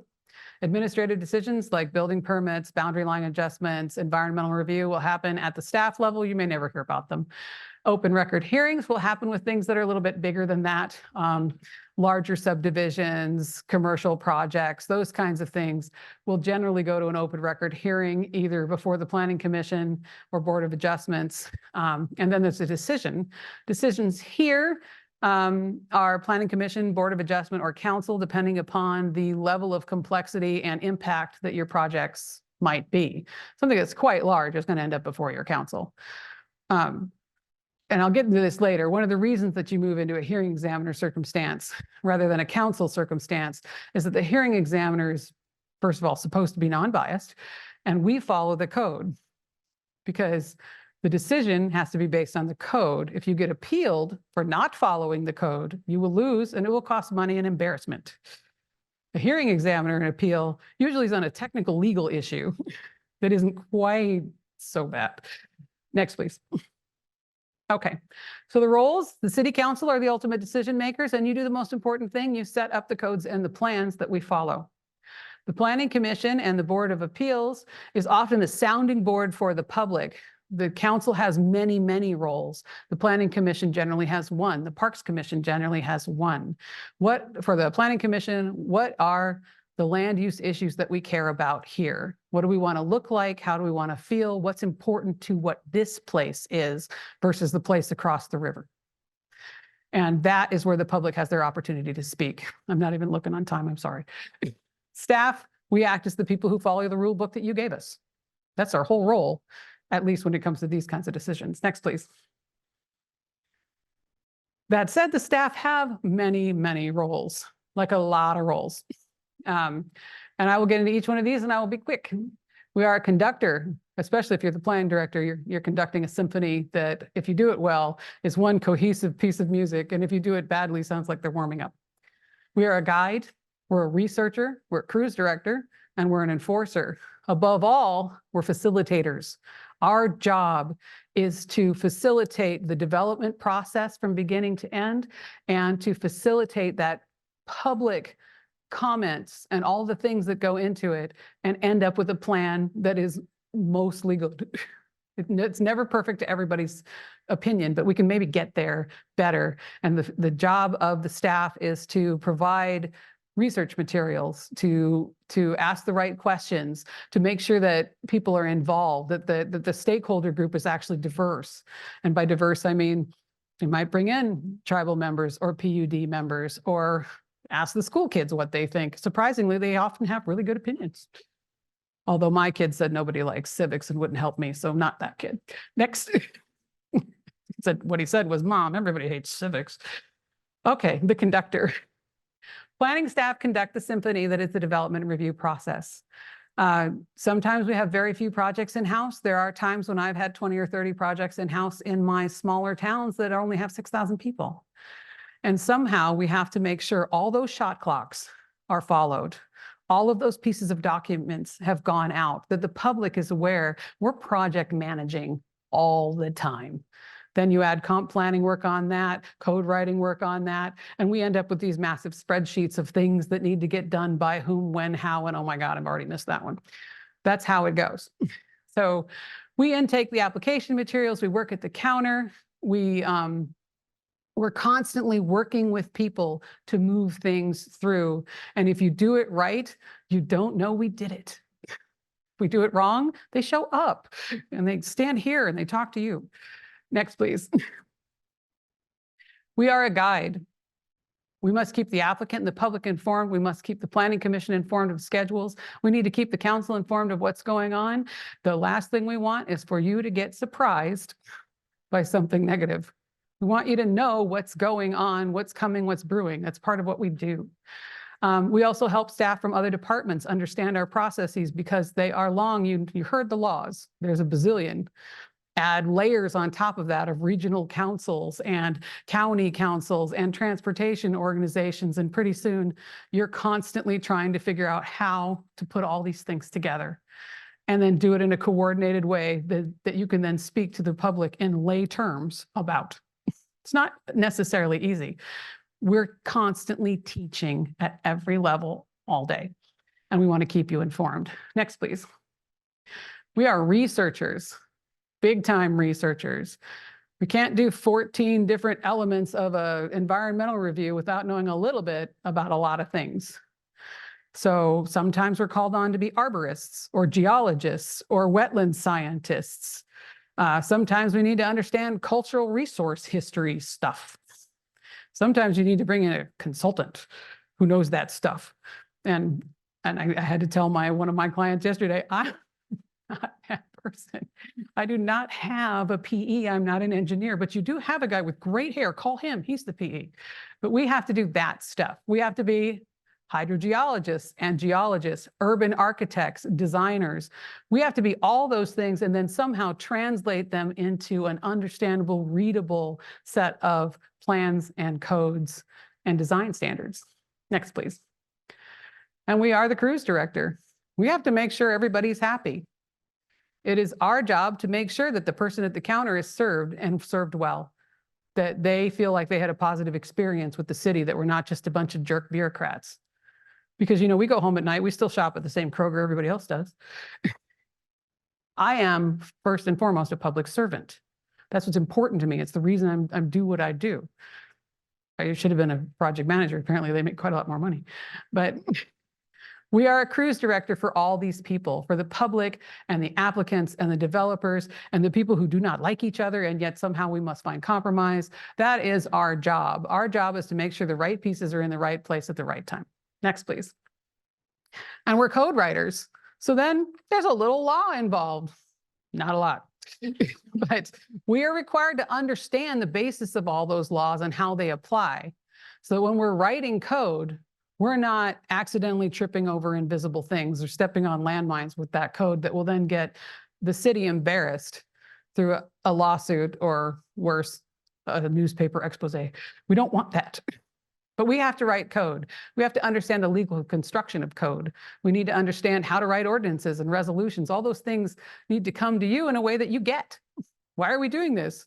Whereas we need to do this. Whereas ours are outdated. But we have to say that fancy. So we have to think like architects, urban designers. We have to think like attorneys and housing developers and appraisers and every other profession that is affected by our profession when we're putting that into a legal document. Next, please. The long ranger. We have to think long range. We have to think about not today, but today plus 20 or 30. Because you just can't get where you want to go without at least trying for a direction. So we need to think long range. Will we have enough utilities to accept the development that we expect? Or will we be like several of my clients on perpetual moratoriums for this, that, or the other? Comprehensive plans are not hard when there's no water and sewer. Turns out convincing the state and the county of that was much, much harder. So we have to translate this now and the views of this council and this citizenry into the future, understanding that we do an update process every decade or so because social norms and whims and desires and just circumstances change. Next, please. We are unfortunately also the enforcer. I had a picture of Dirty Harry. Oh, I do still. He was a little pixelated. I don't know any planner that likes code enforcement. I do know some code enforcement people that like code enforcement, but because we're generally trying to people please, we're not wanting to walk out there and tell you you can't habitate your structure. But that is something that we have to do. Part of your planning department, especially if it's integrated with your building department, is to enforce those codes. The ones that I see the most often are the international property maintenance codes that essentially your roof should be sound, your lawn should be shorter.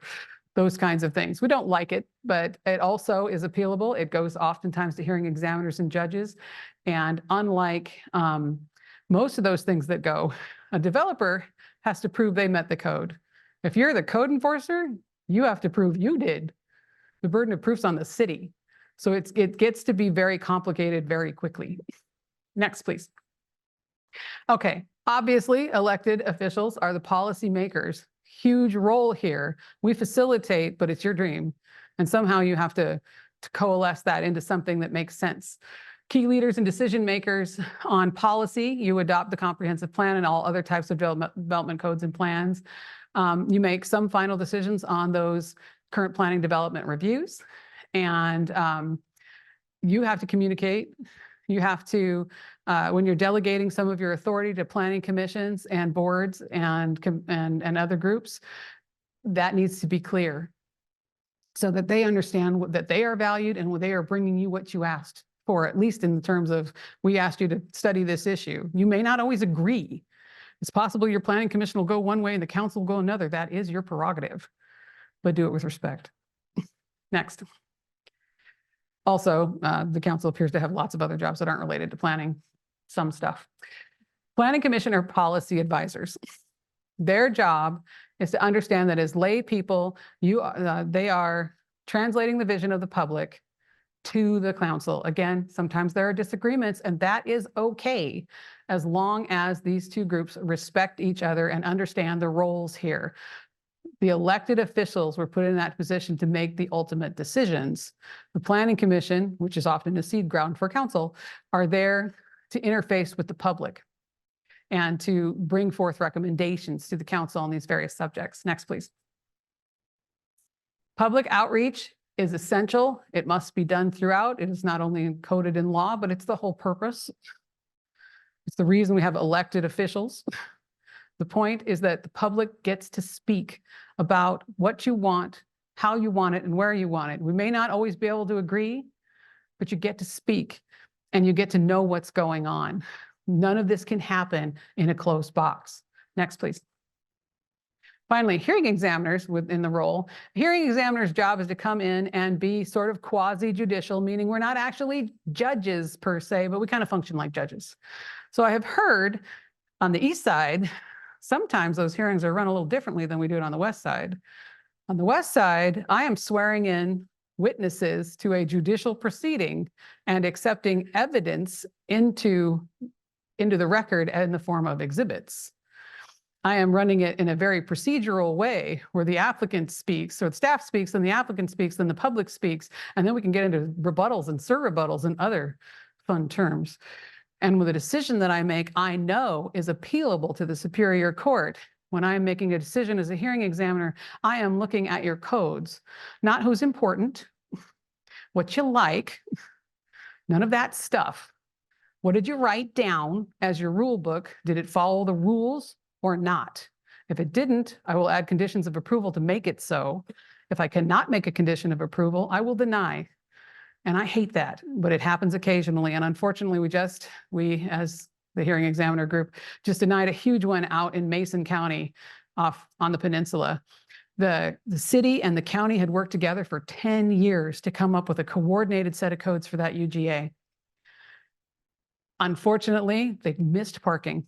And because they missed parking, this massive multi-use development that everybody agrees totally needed got denied because they were 16 or 18 parking spaces shy on a property that can't possibly fit that many more parking spaces. But that's because the codes did not agree with each other. The city's was nuanced and recognized that multifamily, maybe you don't need 3 parking spaces for a 1-bedroom, but the counties were just pancaking it. So it happens. It's important to pay attention to your codes if you're not liking your outcomes. Next, please. Okay, obligations and suggestions for effective meetings and working relationships. I had no idea that moved. That did not move on my computer. Okay, sorry. Next. And I would have noticed, believe me.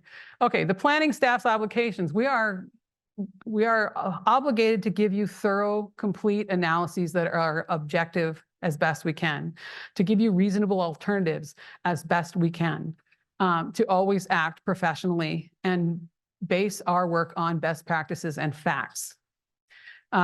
We have to implement your adopted policies and development regulations. Sometimes they're not great. And then we should suggest to you what those changes maybe could be so they could be legal again, or they wouldn't conflict with each other or whatever.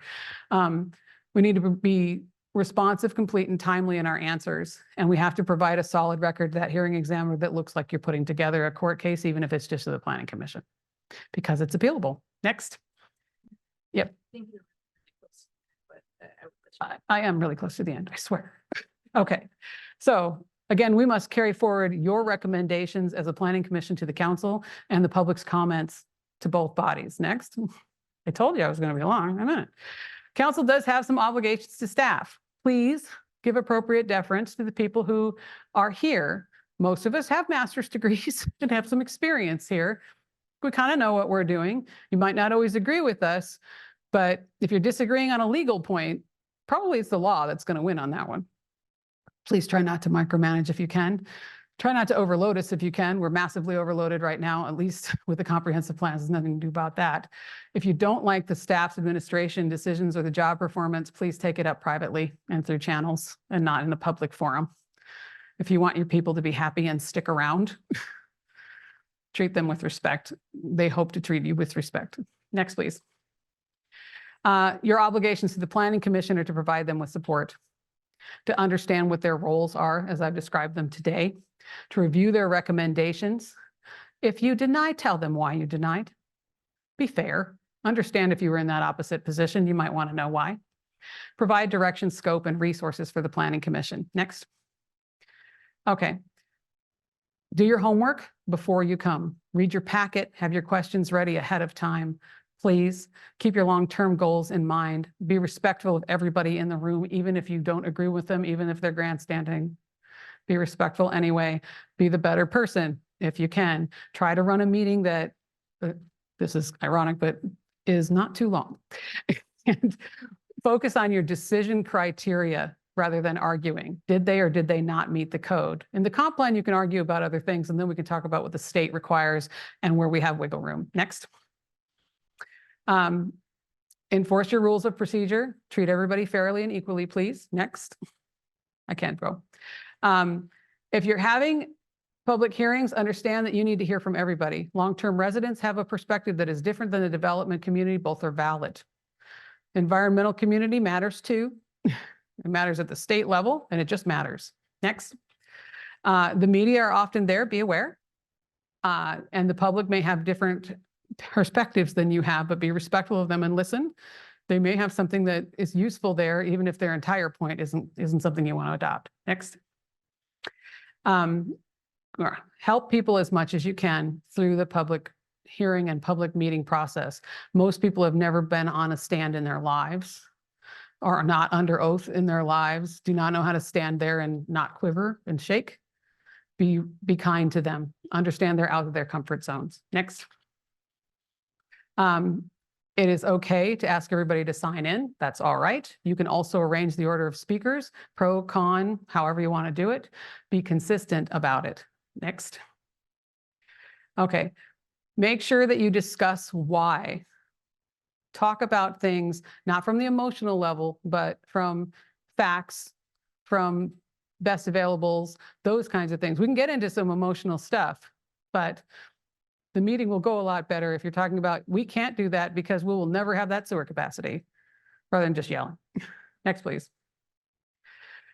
I'm going to pretty much stop here, but I would suggest that you need a planning commission work program. That way your planning commission knows what they should be working on and not meandering. You're getting something a product that you asked for, and then have regular meetings with them. Sit down once or twice a year and have a discussion with them on an equal level, usually on a Saturday with food, and say, what is it that we want to do? What do we need from you all? What do you want it to look like? So that there aren't surprises and there's not animosity and conflict that happens between these two groups who are often moving in parallel. I'm going to let it go then. Thank you. And if you want to see the rest, ask. I'll give you my slides.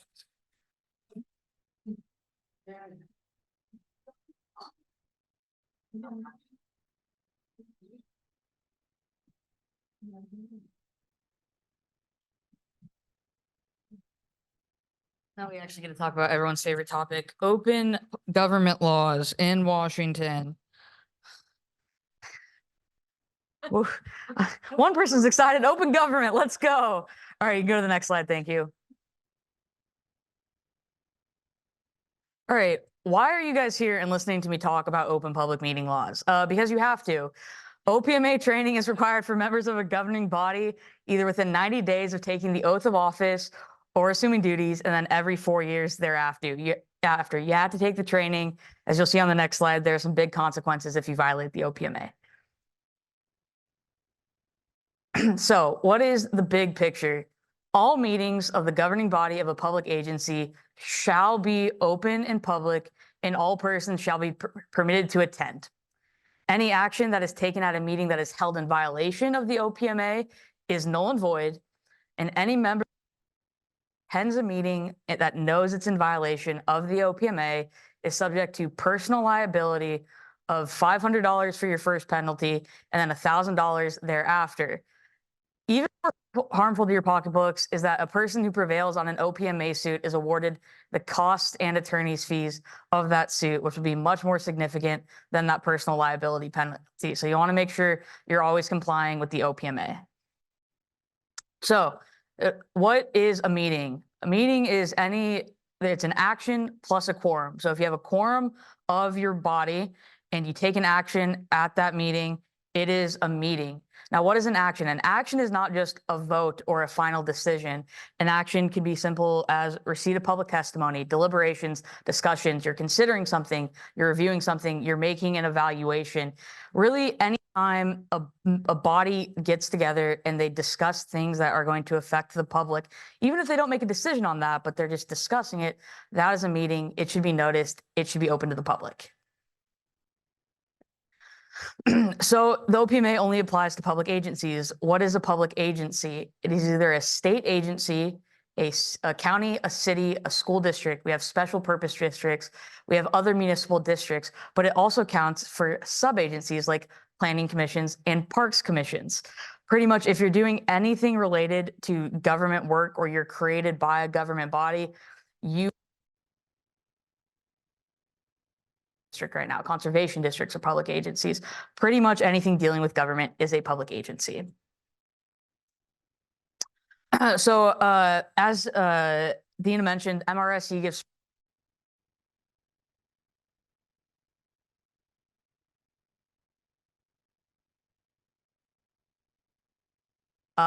email communications can constitute a meeting. So a meeting isn't just you guys getting together and talking. If all of you or if all members of a body are on an email chain and you're all discussing items back and forth or making a decision back and forth, that will constitute a meeting as well. So always be careful when you're emailing things. If you're going to email the entire body, it should just be FYIs, or really you should be asking staff to email things. That way you don't run risk of violating the OPMA. I know one jurisdiction I work for, when they send out council packets, all the council members are blind carbon copied. So they can't, there's just no risk. You just always want to be careful.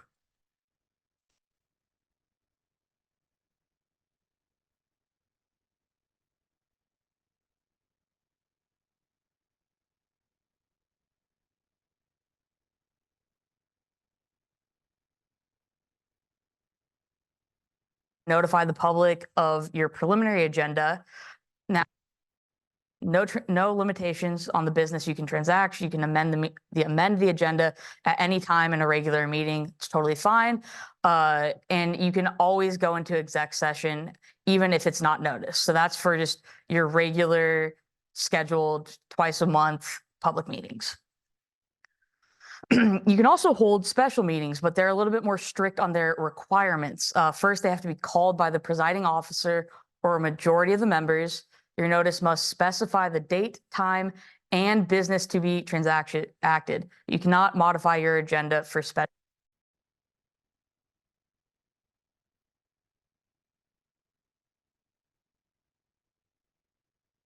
To make sure that everyone has notice of the meeting. And it also needs to be prominently displayed at the main entrance of wherever you're holding that meeting. You can also hold meetings during an emergency. If an emergency is declared and you determine that you cannot hold an in-person meeting, you can either hold it in a physical location with limited or no public attendance, or as more common post-COVID, you can hold a fully remote hearing with the cost-free option for the public. Next slide. Now, everyone else's favorite topic, public comment at regular meetings. Yes, you do have to allow for public comment. You have to have it at or before every regular meeting where a final action shall be taken. It can be oral, it can be submitted. You can impose a deadline for both written comments. You can also impose a deadline for if you're going to allow virtual testimony. You can say, hey, you guys have to sign up by 3 p.m. of the day of the council meeting if you want to testify online. Otherwise, you got to come into the meeting, but you do have to allow for public testimony, and you have to allow them to speak. Even if it's on something you don't necessarily like, they're the constituents, they get the opportunity to testify. There's also no need to connect the public comment to a final action taken. Usually on actions, you'll hold specific comment periods. You know, we're considering this amendment to our development regulations, or we're considering this agreement. Now's your time to comment on that. That would be comments on final action, but during just the general public comment period, they can come up and they can testify on anything that they want. Also, during public meetings, you can go into executive session, which is where the public is not allowed to attend, but there are some certain requirements for it. The first is that the presiding officer must announce both the purpose of and the time the executive session is going to be over. Say, we're going to convene at, go into public session at 7:10 and come out at 7:30. Regardless of whether or not your exec session ends early or you think it's going to run late, you have to come back into open meeting at the time that you said you would. If it needs to run long, that's absolutely fine. You just have to come out and let the public know that you're going to be going back in for another period of time. Now, I'll get to it on the next slide, but limited points of discussion may take place in an executive session on appropriate topics, but any final action must occur in public, and you can't even conduct straw polls in the executive session. Really, executive session is just to discuss some topics that may not be appropriate for the public to know, with the understanding that any final decision must be made in public. So there are some pretty common executive session topics. The first is evaluating either the qualifications of an applicant or a performance review of a public employee. That's really common if you're in a city manager form of government, or you have some other more high-level administrative functions. You go in there, you review their performance of, say, maybe a community development director. You want to see how they're doing. Had to get Eric involved somehow.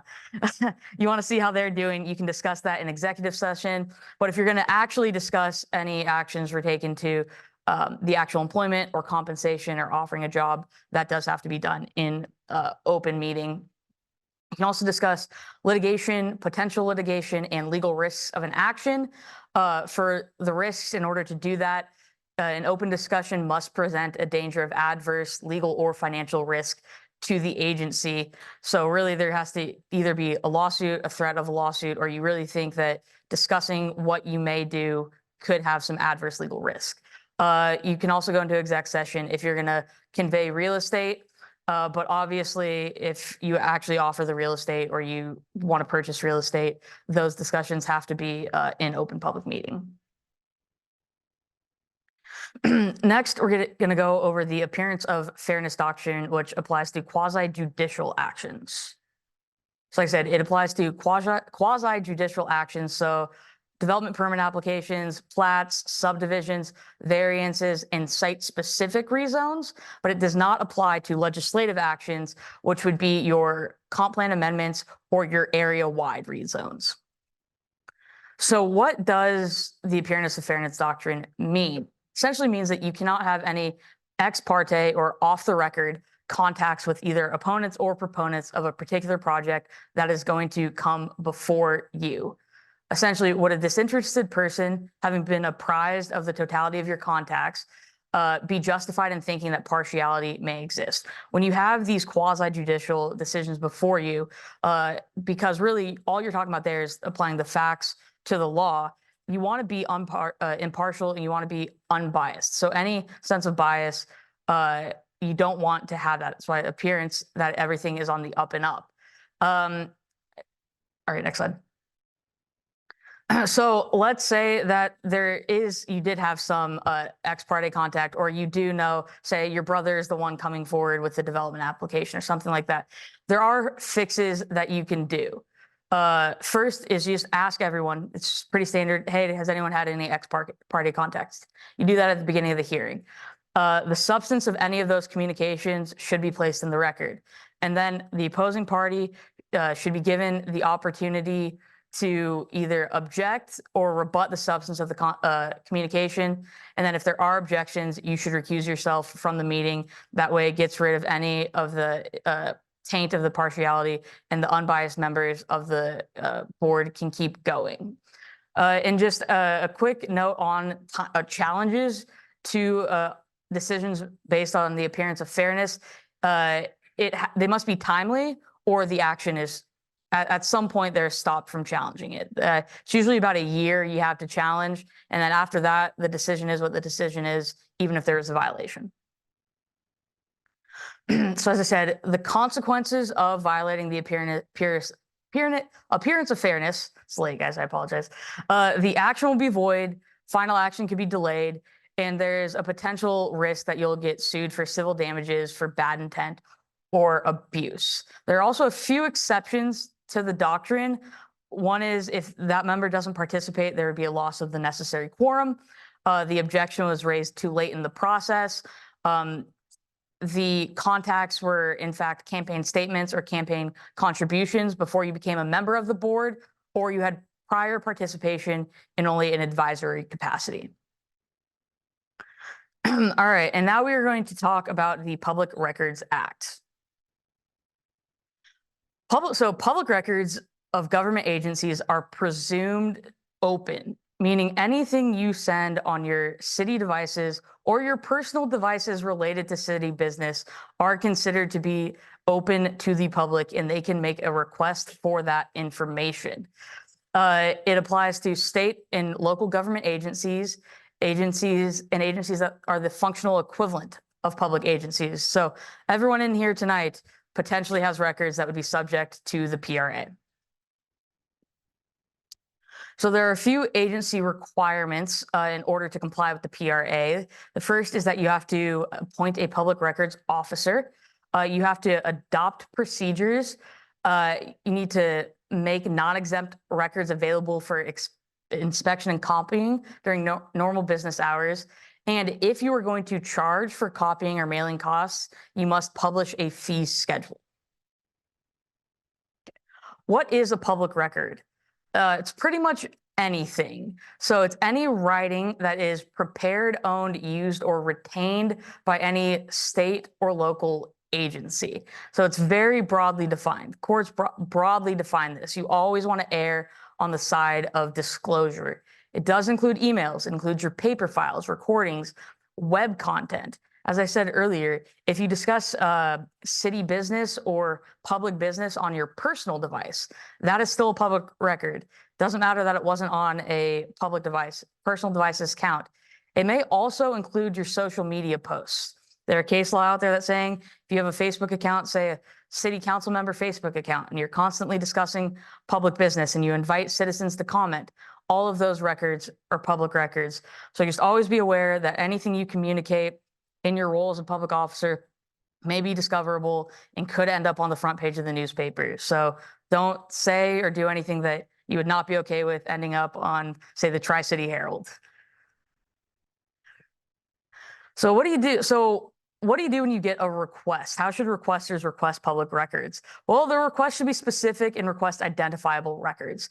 They don't necessarily have to use an agency form, but it's always suggested that you ask them to use an agency form because the requester must provide a fair notice that they're seeking public records.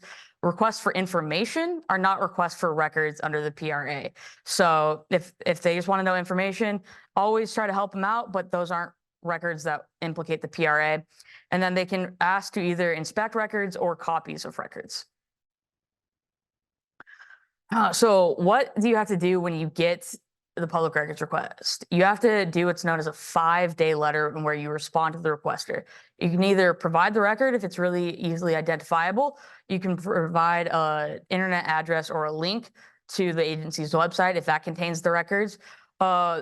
What's really common is you acknowledge receipt of the request and you provide a reasonable estimate of time that it will take you to respond. That's usually what happens because requests can ask for a lot of records. You can also acknowledge the request, ask for clarification if you think the request is not specific enough, and provide a reasonable estimate of time. And lastly, you can deny the request. I would always suggest use denial as your last resort because most of the time there are identifiable records and there can be some significant consequences for PRA violations. So like I said, you can always seek clarification from a requester. That's absolutely fine. If the request is unclear, actually please seek clarification so that you know that you are providing the records and adequately responding. But if you request for clarification, it must be accompanied by a reasonable estimate of time. Next question. Searches. How do you conduct searches for public records? And this, I know the past few slides are more staff related, but this slide specifically can apply to you guys because sometimes we, either as lawyers or staff, we will ask you, hey, we got this public records request. We need you to search your devices to see if you have anything that is relevant to this request. So what you want to do is you want to read the request carefully to understand what records are actually being requested. And then you need to conduct an adequate search for the responsive records. Do you have a paper file of all of your city council notes or planning commission notes? Do you have a work phone? Do you have a private phone? Do you have a work email? Do you have maybe a private email that you're discussing city business on? You just want to understand where you need to search. You want to consider possible locations. And you just really want to do a thorough and reasonable search because the agency will bear the burden of proof to show that the search that we did is adequate. There are some exemptions to the PRA, but they are extremely narrowly construed. The exemptions are all found within 4256, but usually those exemptions will be up for who is, the public records officer, who's ever responding to the public records to make those determinations. If you guys, get that email or you get that notice from the officer that you need to search for documents, just provide the documents and let them do it. You can always say, hey, I think these might be exempt, but it's better that you provide the documents and let your staff do the exemptions than it is to just withhold the documents themselves and say, no, I'm not going to provide these. I don't think these apply. And that's especially because a lot of times I'll see people claim, this is private. I have a privacy interest. The PRA does not care about your privacy, really. It's a very narrow exception, and it pretty much states that you do not have a right to privacy. So it's very narrow, and it's only invaded if privacy is a factor in the exemption. Some exemptions don't even have privacy as a factor. The release of the information would be highly offensive, and the information is not of a legitimate concern to the public. So I just always say, always be careful what you're emailing about out on public devices or if it's concerning city business, because you'll never know if you're going to get that request. As I mentioned earlier, there can be some significant penalties if you violate the PRA. The PRA is enforced by courts for claims listed in the PRA. And a court can impose a civil penalty of up to $100 per day per record that was wrongfully withheld. And this is kind of a strict compliance standard. The agency could have done everything with the best intents, with everything on the up and up. And if the court finds that you wrongfully withheld that record, it is a per day, per record penalty. So it can be some very significant penalties. This is why I say always do an adequate search. If you have any questions, over disclosure is always better than under disclosure. Now, a court can consider certain mitigating or aggravating factors in requiring an agency to pay a penalty, but it's just better to get yourself in the situation where you're not having to pay a penalty, especially because just like with the OPMA, requesters are awarded their attorney's fees and costs if they prevail against an agency. So they could get, a $2 penalty, but then you have to pay all of their attorney's fees and costs. So really significant penalties if you violate the PRA. Governments, this relates to the PRA because governments need to retain their records, follow their records retention schedule on the Washington State Archives, and then either transfer or destroy the archives once the retention period is over.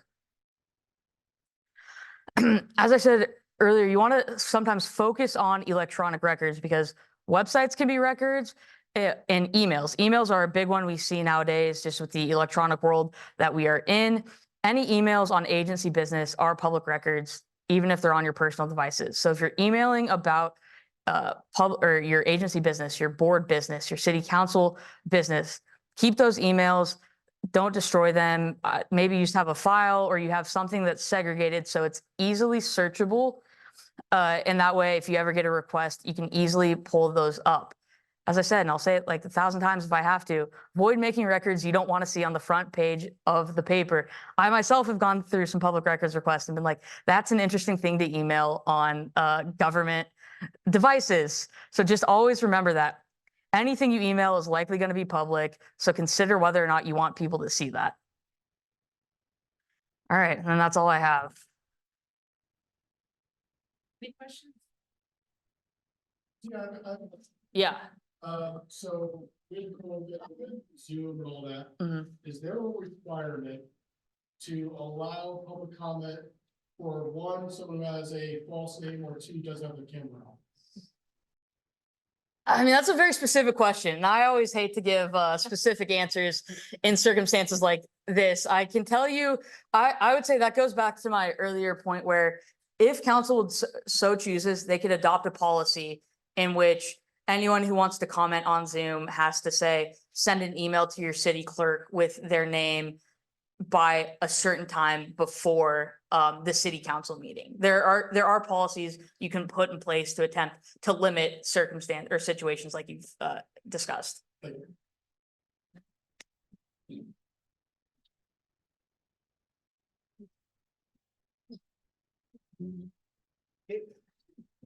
I guess that's what we got. Appreciate all of you being here. This is a pretty good crowd for one of these meetings, so thank you. Is there any final questions that anybody would like to ask? Okay, well, thank you very much for coming. Thank you. Thank